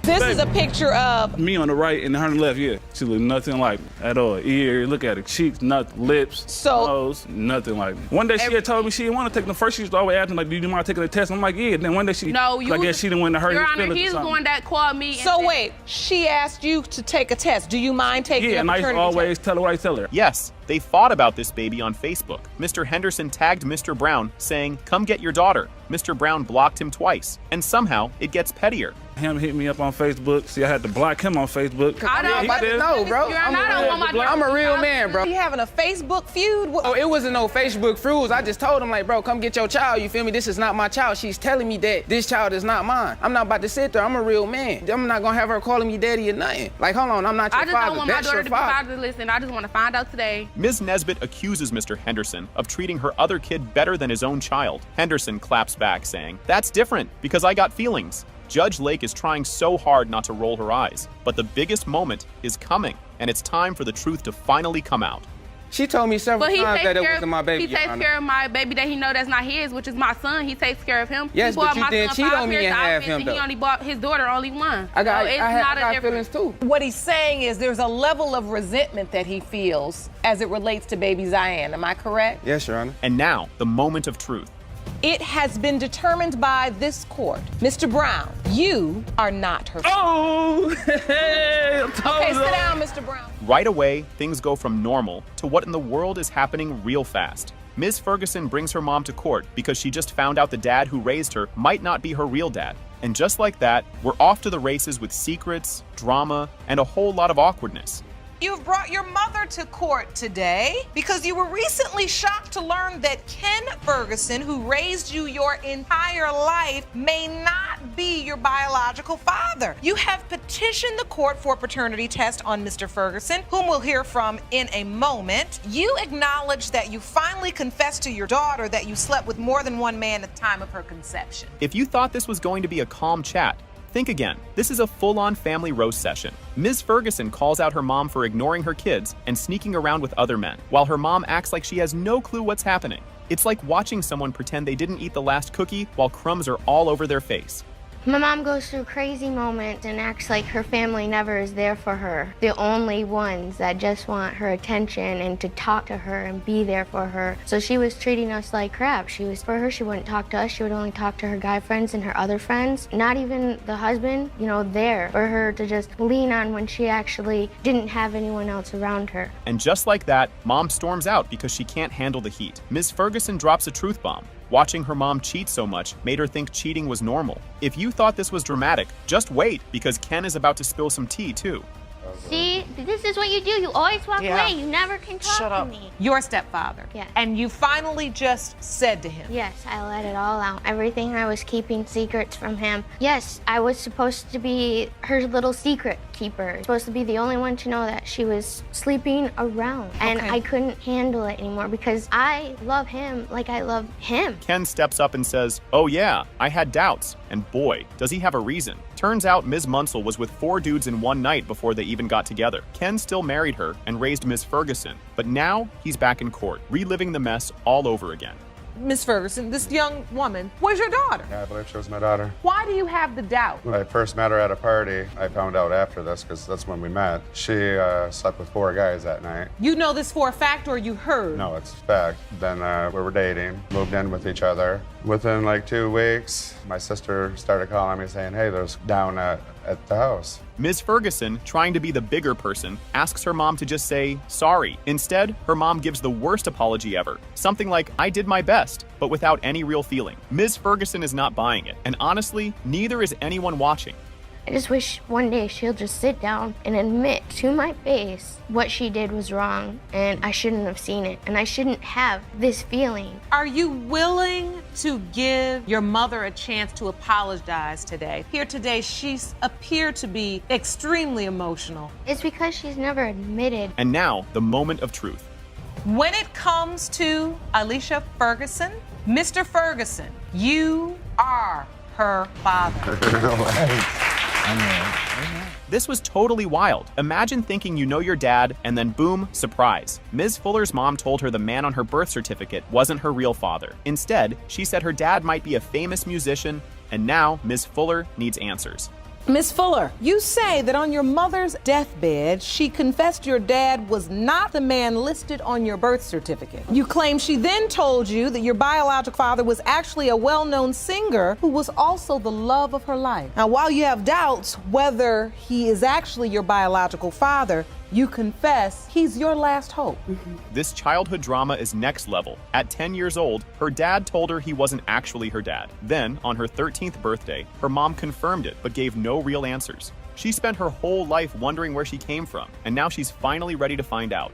At the age of 10, my mother and father that I've known to be my father had a fight, and on his way out, he told me, and by the way, I'm not your father, but I know he's not, and he's told me, he said, I'm not your father. Something that was just really devastating to me in my life, and at the age of 13, on my 13th birthday, my mother told me that he wasn't my real father, and that my father was dead, actually. This part was straight up crazy. Her mom's final words included the name Cornelius, and Ms. Fuller had no idea who that was. She searched online, found a record in her mom's things, and saw it was written by a saxophone player. Even weirder, the song was named after her mom. So my mom, on her deathbed, she died about a year ago, less than a year. She told me that really my father is possibly Cornelius, and I said, Cornelius? I didn't know who that was, and she said, that's who I think your father is. So I went online, after she passed, I went online to find out who he is, that he was a saxophone player, he was a musician. This moment was intense. After tracking him down on Facebook, Ms. Fuller finally meets Cornelius in person. First thing she asks, can I hug you? They hug, the audience claps, and now it's time to find out if he remembers Lorraine. I was able to find him on Facebook, and I befriended him, and I asked, we talked, a little here and there. But you've never met him face to face?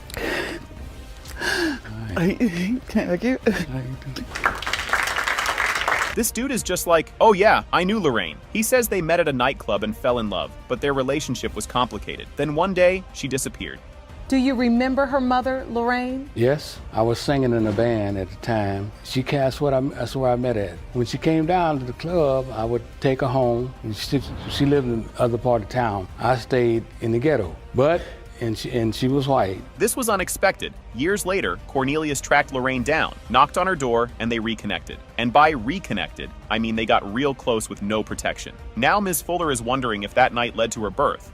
That she was in San Bernardino. So me and my brother to the place I thought she was at, and I knocked on the door, and she came to the door. Was she single or was she married? Well, she was married. Was her husband home? No. So what happened? We just fell in love again. Fell in love again. Yeah. This could have been awkward, but nope. Cornelius's wife, Melinda, is all in and already considers Ms. Fuller family. She gets emotional and says she loves her no matter what. The DNA results haven't even come in yet, but she's already attached. I already got attached to Miss Fuller already, Yeah, I would like it to turn out for them, father and daughter. Yes. This part was heartbreaking. Ms. Fuller explains how she's always felt lost and unwanted. She never questioned her mom because she just wanted to be a good girl. But now, standing here in court, she realizes just how badly she needs the truth. I didn't know where I fit in. I just knew I was a good girl. I wanted to just please my mom, to please everybody around me. Never questioned anything. I never wanted to be in a place of a lonely state. I feel lonely now. All right, here it is, the moment of truth. Mr. Neal, you are not Miss Fuller's father. Oh. This case is already a mess, and we haven't even started. Judge Lake introduces Sousis versus Payne, where Ms. Sousis says Mr. Payne's mom made him doubt their baby girl. She wants his name on the birth certificate, but he's not signing anything without proof. Ms. Sousis, you have dragged the defendant into court today because you say it's his mother's fault he's denying your 10-month-old daughter, Aleliana. You claim when the DNA results prove he is the father, you want the defendant's name added to her birth certificate. The trust issues here are next level. Mr. Payne says Ms. Sousis is sneaky because she went to the movies with another guy and texted her ex. She fires back, saying he did the same thing. So what's the problem? The first day after we started talking, she went to the movies with some other guy, Facebook messages telling her did something with another girl and you was just telling your ex you loved her, so what's the difference? You lying in court. I don't need to lie. Ms. Sousis, you did contact your ex? Yeah, I said I care for him. I never said I loved him. He told his ex he loved her, and I did go to the movies with a boy. For 9 hours. What movie is 9 hours? Mr. Payne was happy at first, then switched up real fast. He says the pregnancy happened too fast after they got back together, making him suspicious. His mom agrees and says, something ain't right here. What happened when you told him you were pregnant? He was happy for a minute. I don't know. I guess there we go with the DNA test stuff, so. I was happy and shocked at the same time because I felt like it happened fast because we had just got back together. After you got back together, 2 weeks. It seemed like right away because the first time she was pregnant twice. The first time she got pregnant, I knew without a doubt it was his because she didn't go anywhere. I couldn't get rid of her. Ms. Sousis is fed up with raising her daughter alone. Mr. Payne claims she chose to do it by herself, but she says he was just never there. The judge can barely get a word in because they won't stop arguing. I've been doing this for so long by myself. It's like, I'm just fed up. She didn't have to be alone. She chose to. Yup, That was on because her. who was there for me? Because I've been independent for so long, for so many years by myself. I was used to it, so it was like... Did you want him to be there and help you? Yes, I did. I'm confused as to why you didn't allow him to help you. We just argued too much around my daughter, and I don't want that all around her, so... Ms. Sousa says Mr. Payne comes and goes like a lost puppy. He swears he tried to be there, but she made it difficult. Then they start fighting over a stroller color, and the judge looks so done.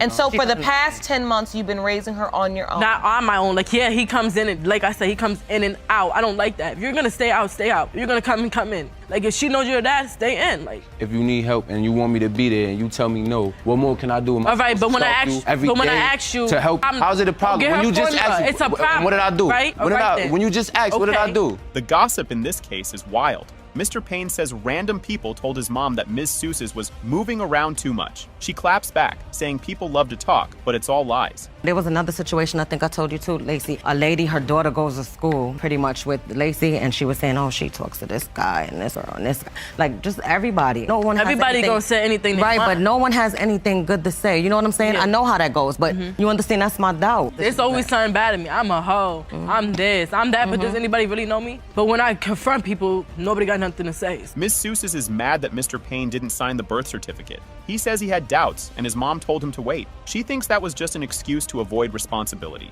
You say that he's not on Aleliana's birth certificate. Yes, that's another reason why I didn't let him take her as much. Don't sign it if you have any doubts. Get the DNA test first. It's sad that it took 10 months. It's sad, yes. For it to happen, but at least it can happen today. And if it is my child, I'm gonna step up all the way. Good. All the way. 100%. You don't gotta say good, because I know what I'm gonna do. The tension in the room is crazy. Judge Lake reads the results, and boom.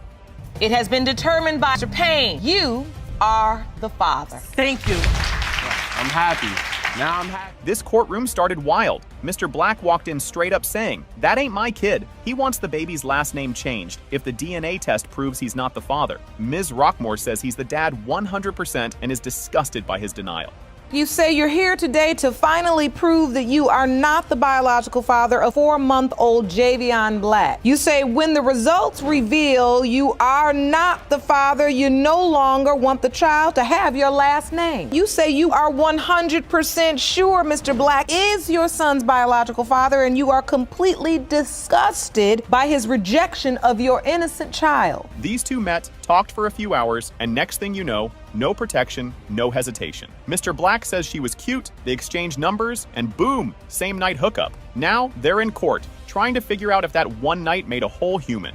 I met her walking around my apartment complex. She was with some mutual friends, and I thought she was very attractive, and I talked to her. We exchanged numbers. We got to know each other a little better on that evening, and then we had sexual contact later on that night. Same night you saw her walking Yes, around ma'am. the parking lot? Yes, ma'am. So was this sex protected? No, ma'am, it wasn't. Mr. Black swears the baby isn't his because he saw her ex take her to the store. Judge Lake looks at him like, sir, what? Turns out, buying groceries does not equal making babies.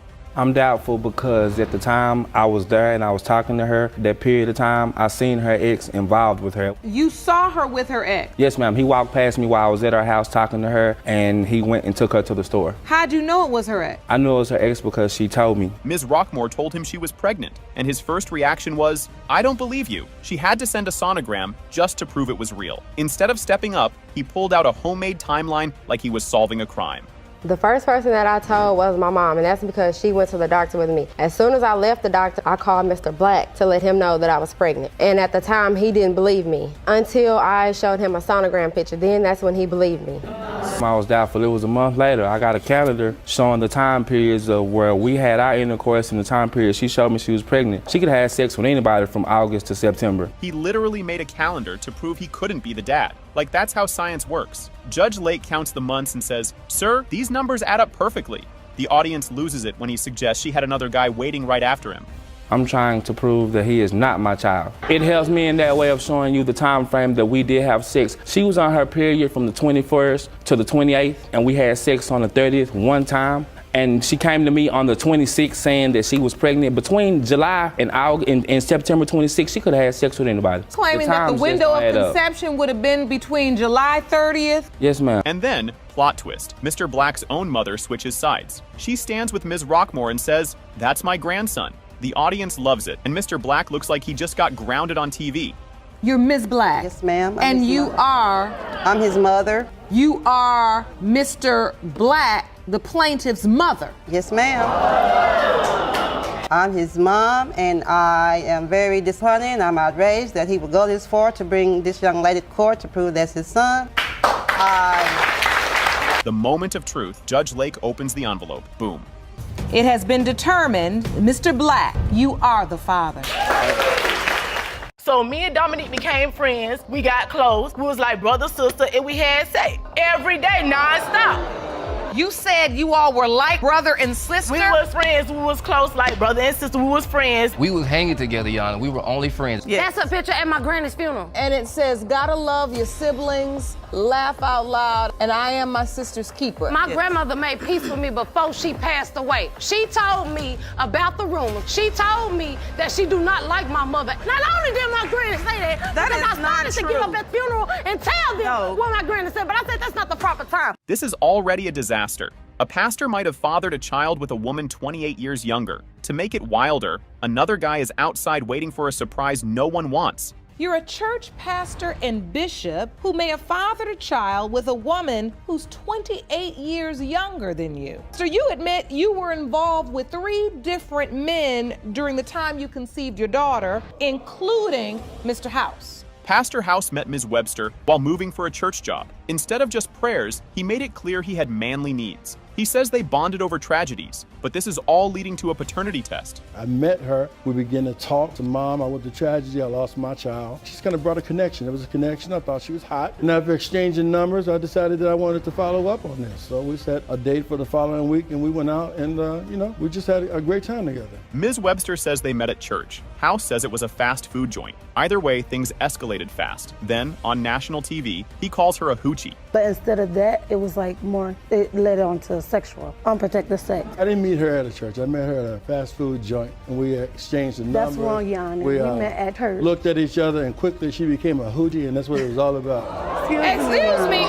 Miles Jones arrives, thinking he's confirming fatherhood. Instead, he finds out about House. His face goes from happy to be here to what in the world. So, Ms. Webster, you were in fact sleeping with someone else during that time? Yes, sure. But I wasn't. Who's that person? Mr. Miles Jones. He was a boyfriend. We knew each other for 5 years, but it was an on and off relationship. House claims Webster used him for money, but she says he never gave her a dime. Miles Jones says he was the one buying diapers. Judge Lake roasts House, but first, they need to find the dad. I think she's with me for money. Well, how do you think that when you never even gave me a penny? Because things could be, I did. She'll tell you that her phone was off. Her phone went on. My bankroll was on swollen. I kept her phone. For baby Amelia, and just in case you end up being the father, we know we won't have any problems getting some child support. Webster says she called House after getting pregnant, but his phone was disconnected. House swears he only found out 30 days ago.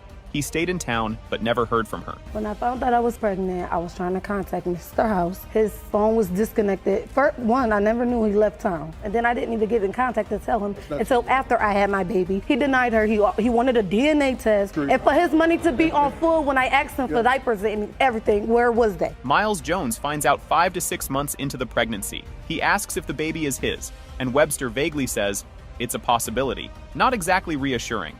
I came over on a regular hookup to go meet up with her. We was gonna go out, do what we normally do. And then she said to me, I'm pregnant. I said, really? I said, how long? She was like, I'm about 5 to 6 months. I'm pregnant. Did you then tell him, and you're the father? No, I told him it's a possibility that he can be my baby's father. The birth certificate has no father's name, but the baby has Miles Jones's last name. Everyone is confused.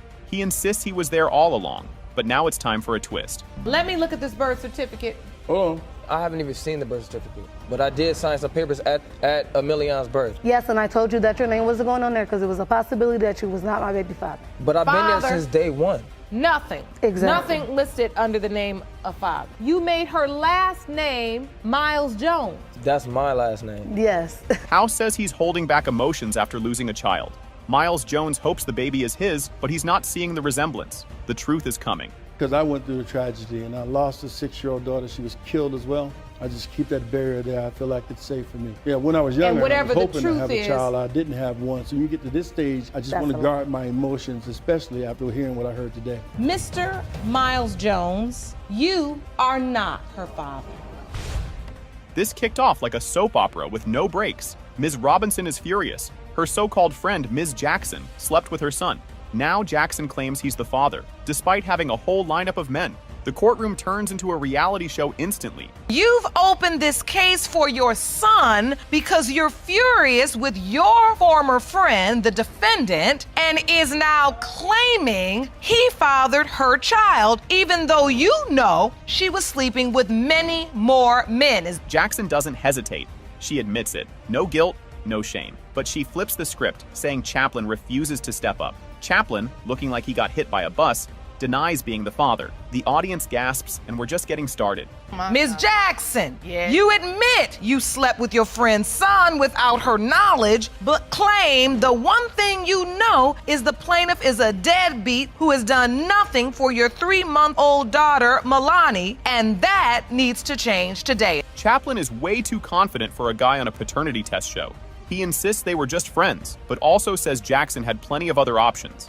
Judge Lake gives him a look like, "Boy, do you hear yourself?" And then chaos erupts. I'm absolutely sure I'm not the father. 100% positive, because during the time that I knew her, we never was in a relationship. We was only friends throughout the entire time. I've known her to talk to several other men. Just talking? You gotta do more than talking to make a baby. Oh yeah, well, whenever we used to hang out or whatever, she had multiple people coming around. You know, a guy was spending a lot of time. Jackson isn't holding back.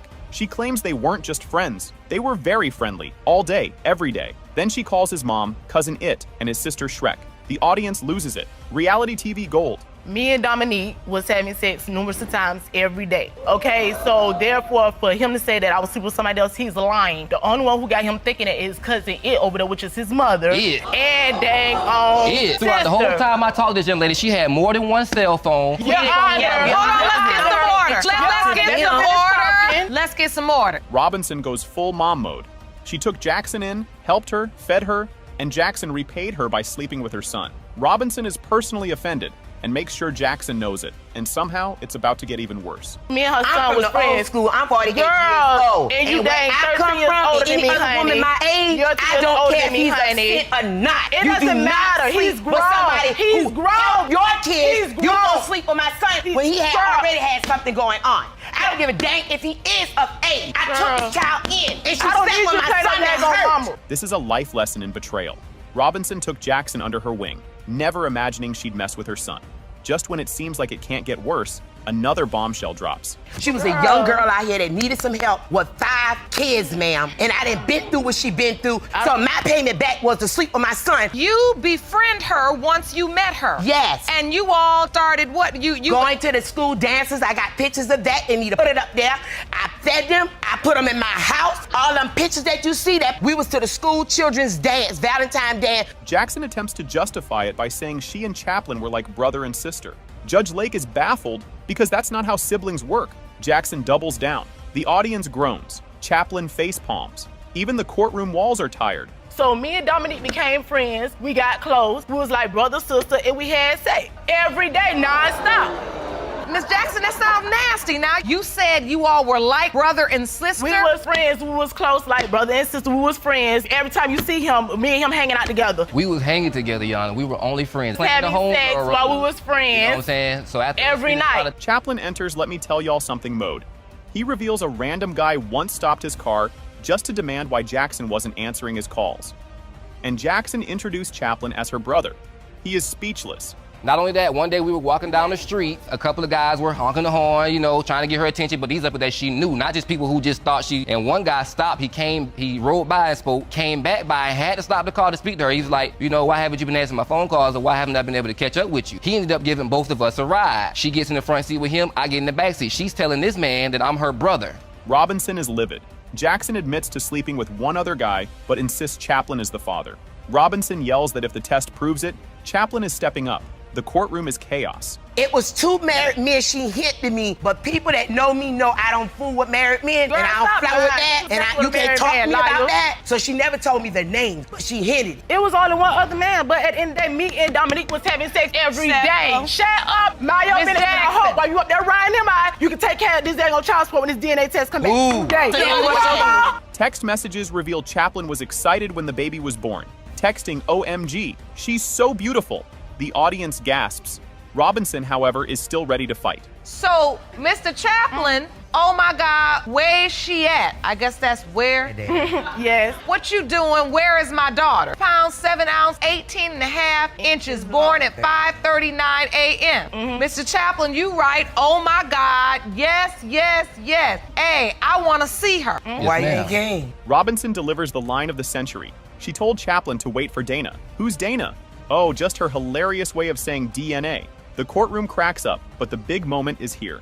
They came and gave me a pregnancy test. I said, where you got it from? He said, her. I said, take her back to the clinic yourself. Wait, and then bring me that test back. He took her to the clinic. She took the test. Okay, we know she's pregnant. I said, now come back, talk to me when you got Dana. I said, let's go see her. Who's Dana? Dana is DNA. Oh, And that's what we here for today, to see Dana, honey. Dana comes, or when you go see Dana, that's the DNA? That's right. Right before the results, Robinson drops another bomb. Jackson was also with a married man. Jackson loses it, calling her a liar.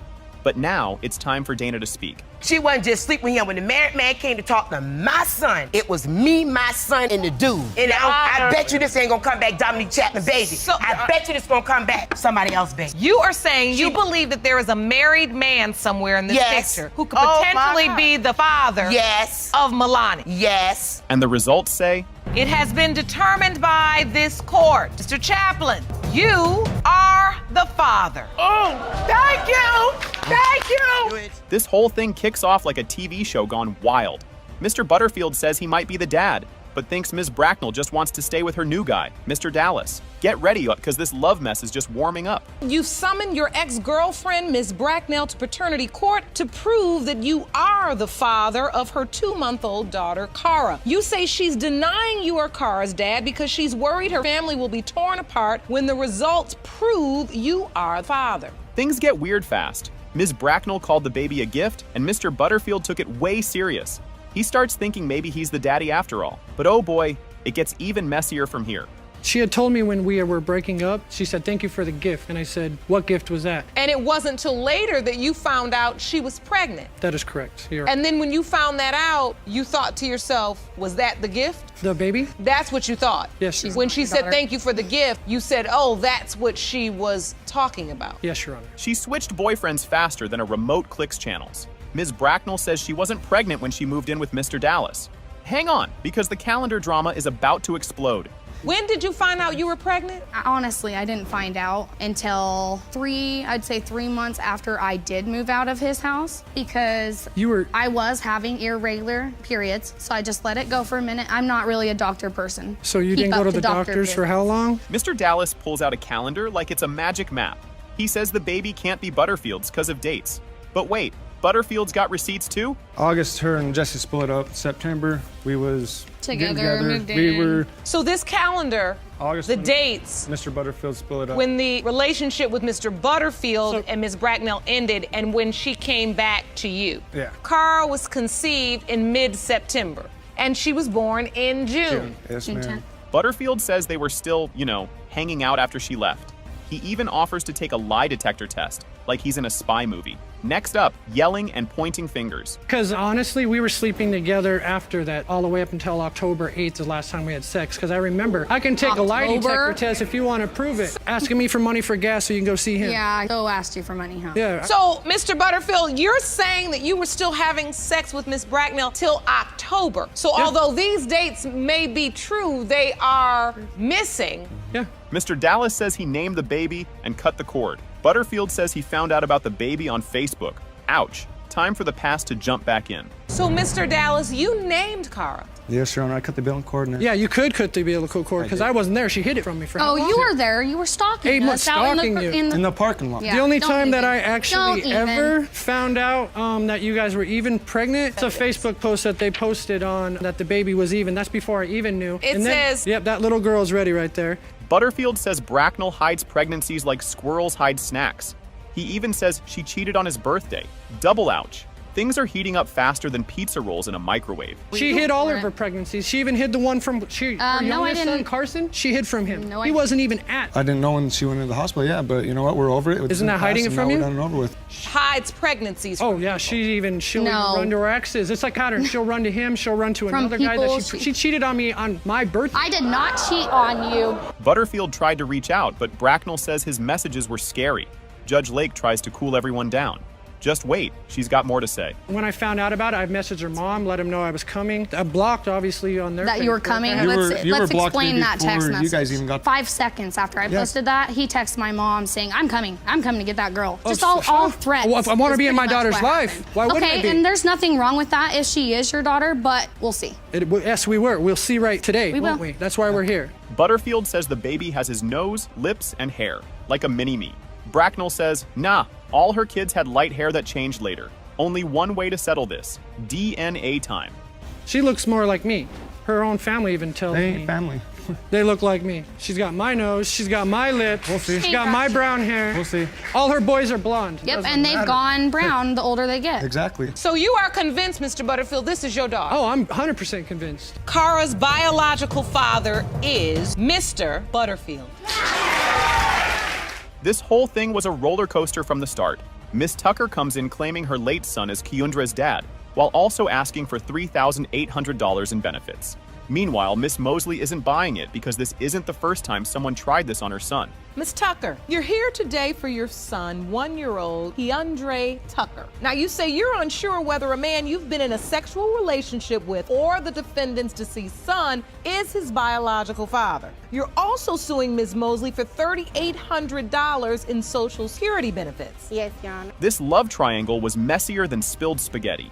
Miss Tucker says she was with both guys, but spent more time with Mr. Andrews, even bringing a calendar to prove it. She found out she was pregnant on March the 16th and did some quick math. But let's be real, math in these situations is never 100% accurate. When I met him, I did have a boyfriend, so, you know, I was sleeping with 2 people at the same time, but it was more frequent with Mr. Andrews. And when I met him, I remember the exact date as if it was yesterday. I met him February the 6th. It was on my best friend's birthday. I actually have a calendar that I can actually show you too as well. From February 6th all the way from the 14th through the whole month, I was having sex with Mr. Andrews more frequent. And here comes another twist. Miss Tucker says Mr. Andrews guessed she was pregnant before she even knew, while Miss Mosley says she only found out through a friend. When she asked her son, he flat out denied it, making things even messier. Well, when I first found out, I was like, okay, I'm just gonna be upfront with both of them. I went to Mr. Andrews first. I told him first, like, hey, look, I'm pregnant. Actually, before I even went and took the pregnancy test, he was the one that made me go take it, because before he said, hey, you're pregnant. I'm looking like, really? Like, I felt like I was being trapped, because he told me I was pregnant before I even went and took a pregnancy. This went from drama to full-on chaos. Miss Mosley says her son called Miss Tucker wild and mentioned she was a stripper. But Judge Lake isn't here for that nonsense. She reminds everyone that whether or not she danced. The real question is if Mr. Andrews is the father. First of all, he was incarcerated at the time. We spoke every day. On this particular day that I found out, when he called, I got on him. I was like, Eric, what's going on? Are you about to have another child? And he said, Mom, she is wild. She's a stripper. She performs private parties. Nobody in this situation actually knew what was going on. Miss Mosley is confused because her son told her about all his kids, except this one, while Miss Tucker says he wasn't honest about how many kids he had. Turns out, she didn't even know about his other kids until his funeral. Yikes. Let me tell you, his first child, he was so excited. He came home, he said, Mom, I'm about to have my first child. He was at the hospital, then the second child came. He talked about the baby, took pictures. The third child, the first girl. Things just kept getting worse.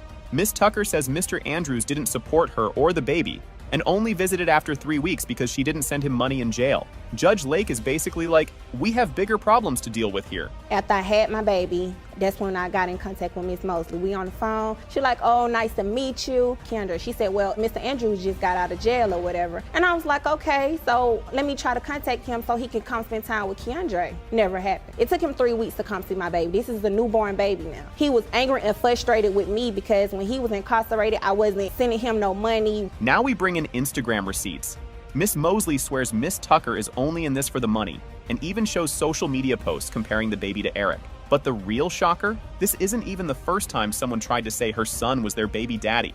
Miss Tucker is bringing you to court. For the money. She wants a check. I was still mourning. I'm looking on Instagram, finding pictures like these of my son and her son together, and I'm not even sure if he is his son. Money talk just made everything worse.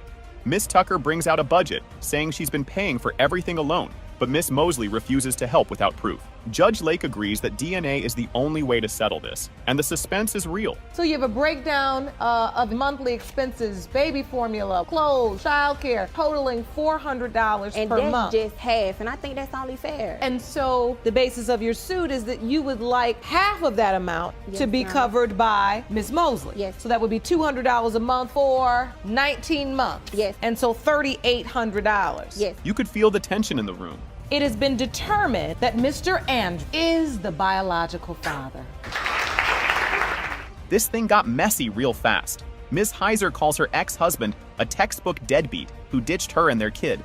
Mr. Onbe fires back, saying she was juggling more guys than a talent show. You say your ex-husband, Mr. Onby, is a textbook deadbeat who abandoned you and your daughter almost 20 years ago. You claim Mr. Onby has spent that time inventing outlandish excuses for denying his only daughter, but you say it all comes down to child support. Things went from bad to soap opera real quick. Ms. Heiser says he was excited about the baby, but then some random guy popped up claiming to be the dad. Suddenly, Mr. Onbe was playing detective instead of father. He's never been there for Gabrielle since birth, emotionally, physically, financially. In the beginning, when I first met him, he seemed like a stand-up guy, a family man. The first year, we decided to get married. I had found out I was pregnant and told him. He was happy at first, told his friends and family. Within a few months, it started to deteriorate. This dude treated fatherhood like a part-time job he didn't apply for. He showed up drunk, covered in grease, and dipped 2 hours later. 2 weeks later, he was back. Not for the baby, but for a place to crash. He wasn't there with me through most of the pregnancy. The day that I had went into labor, he showed up halfway through the birth, drunk and full of grease. He stayed for 2 hours and left, and I didn't see him again for 2 more weeks till he showed up on my doorstep needing a place to stay and wanted to play daddy.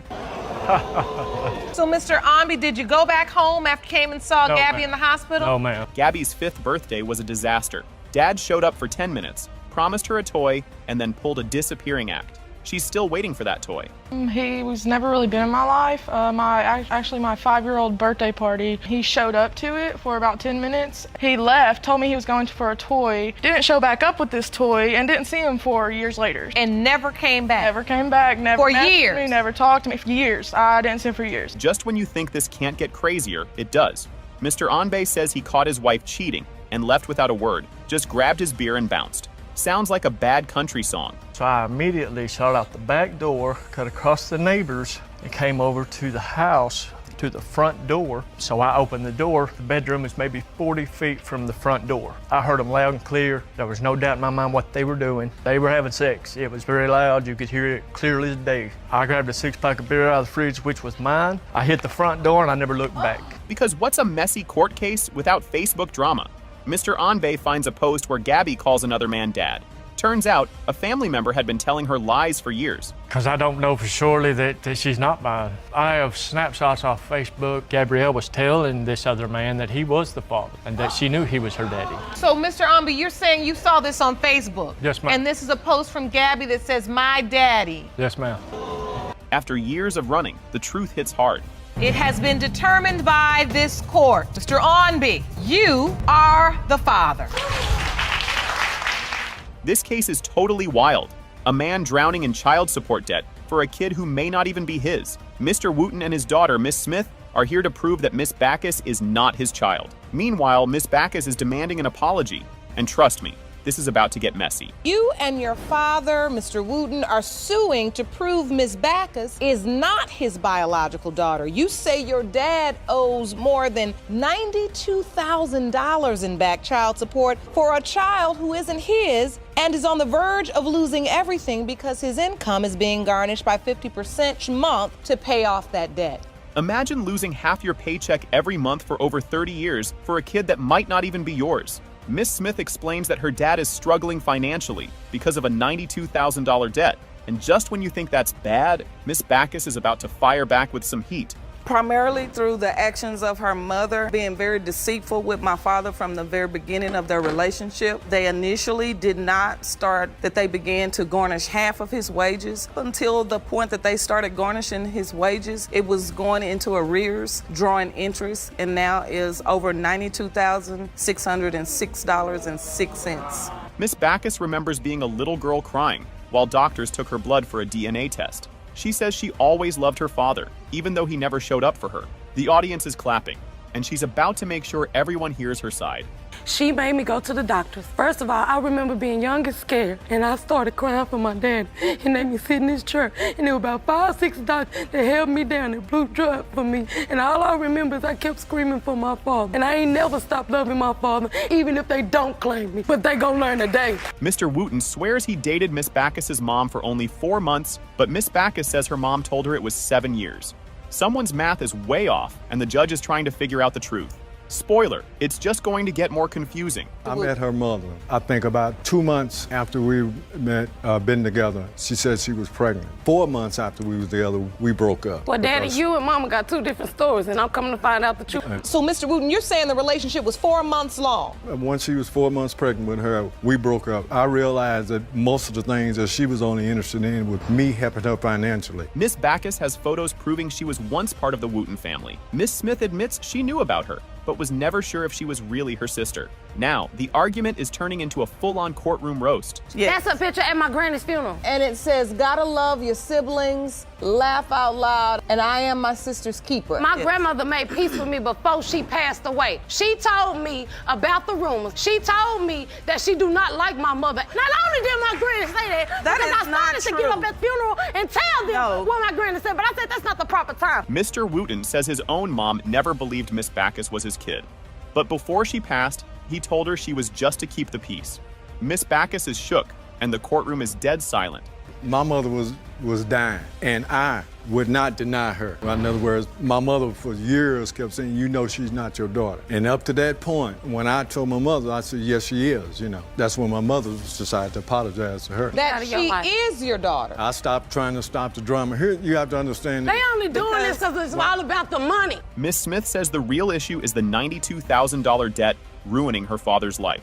She says she was the one caring for him, while Miss Backus says she was kept away to avoid rumors. Things are getting personal, and it's all leading up to the big reveal. Is for the financial ruin over the back child support over $90,000. I want that to stop. If she is not his child, because he was about to lose his home, your help. I was the one there taking him back and forth to his doctor's appointments. I was the one that was there at the hospital with him. But you're not the only daughter. I was the one that set up his medication. Let her finish. The moment of truth is here, and the whole courtroom holds its breath. Mr. Wooten Jr., you are not her father.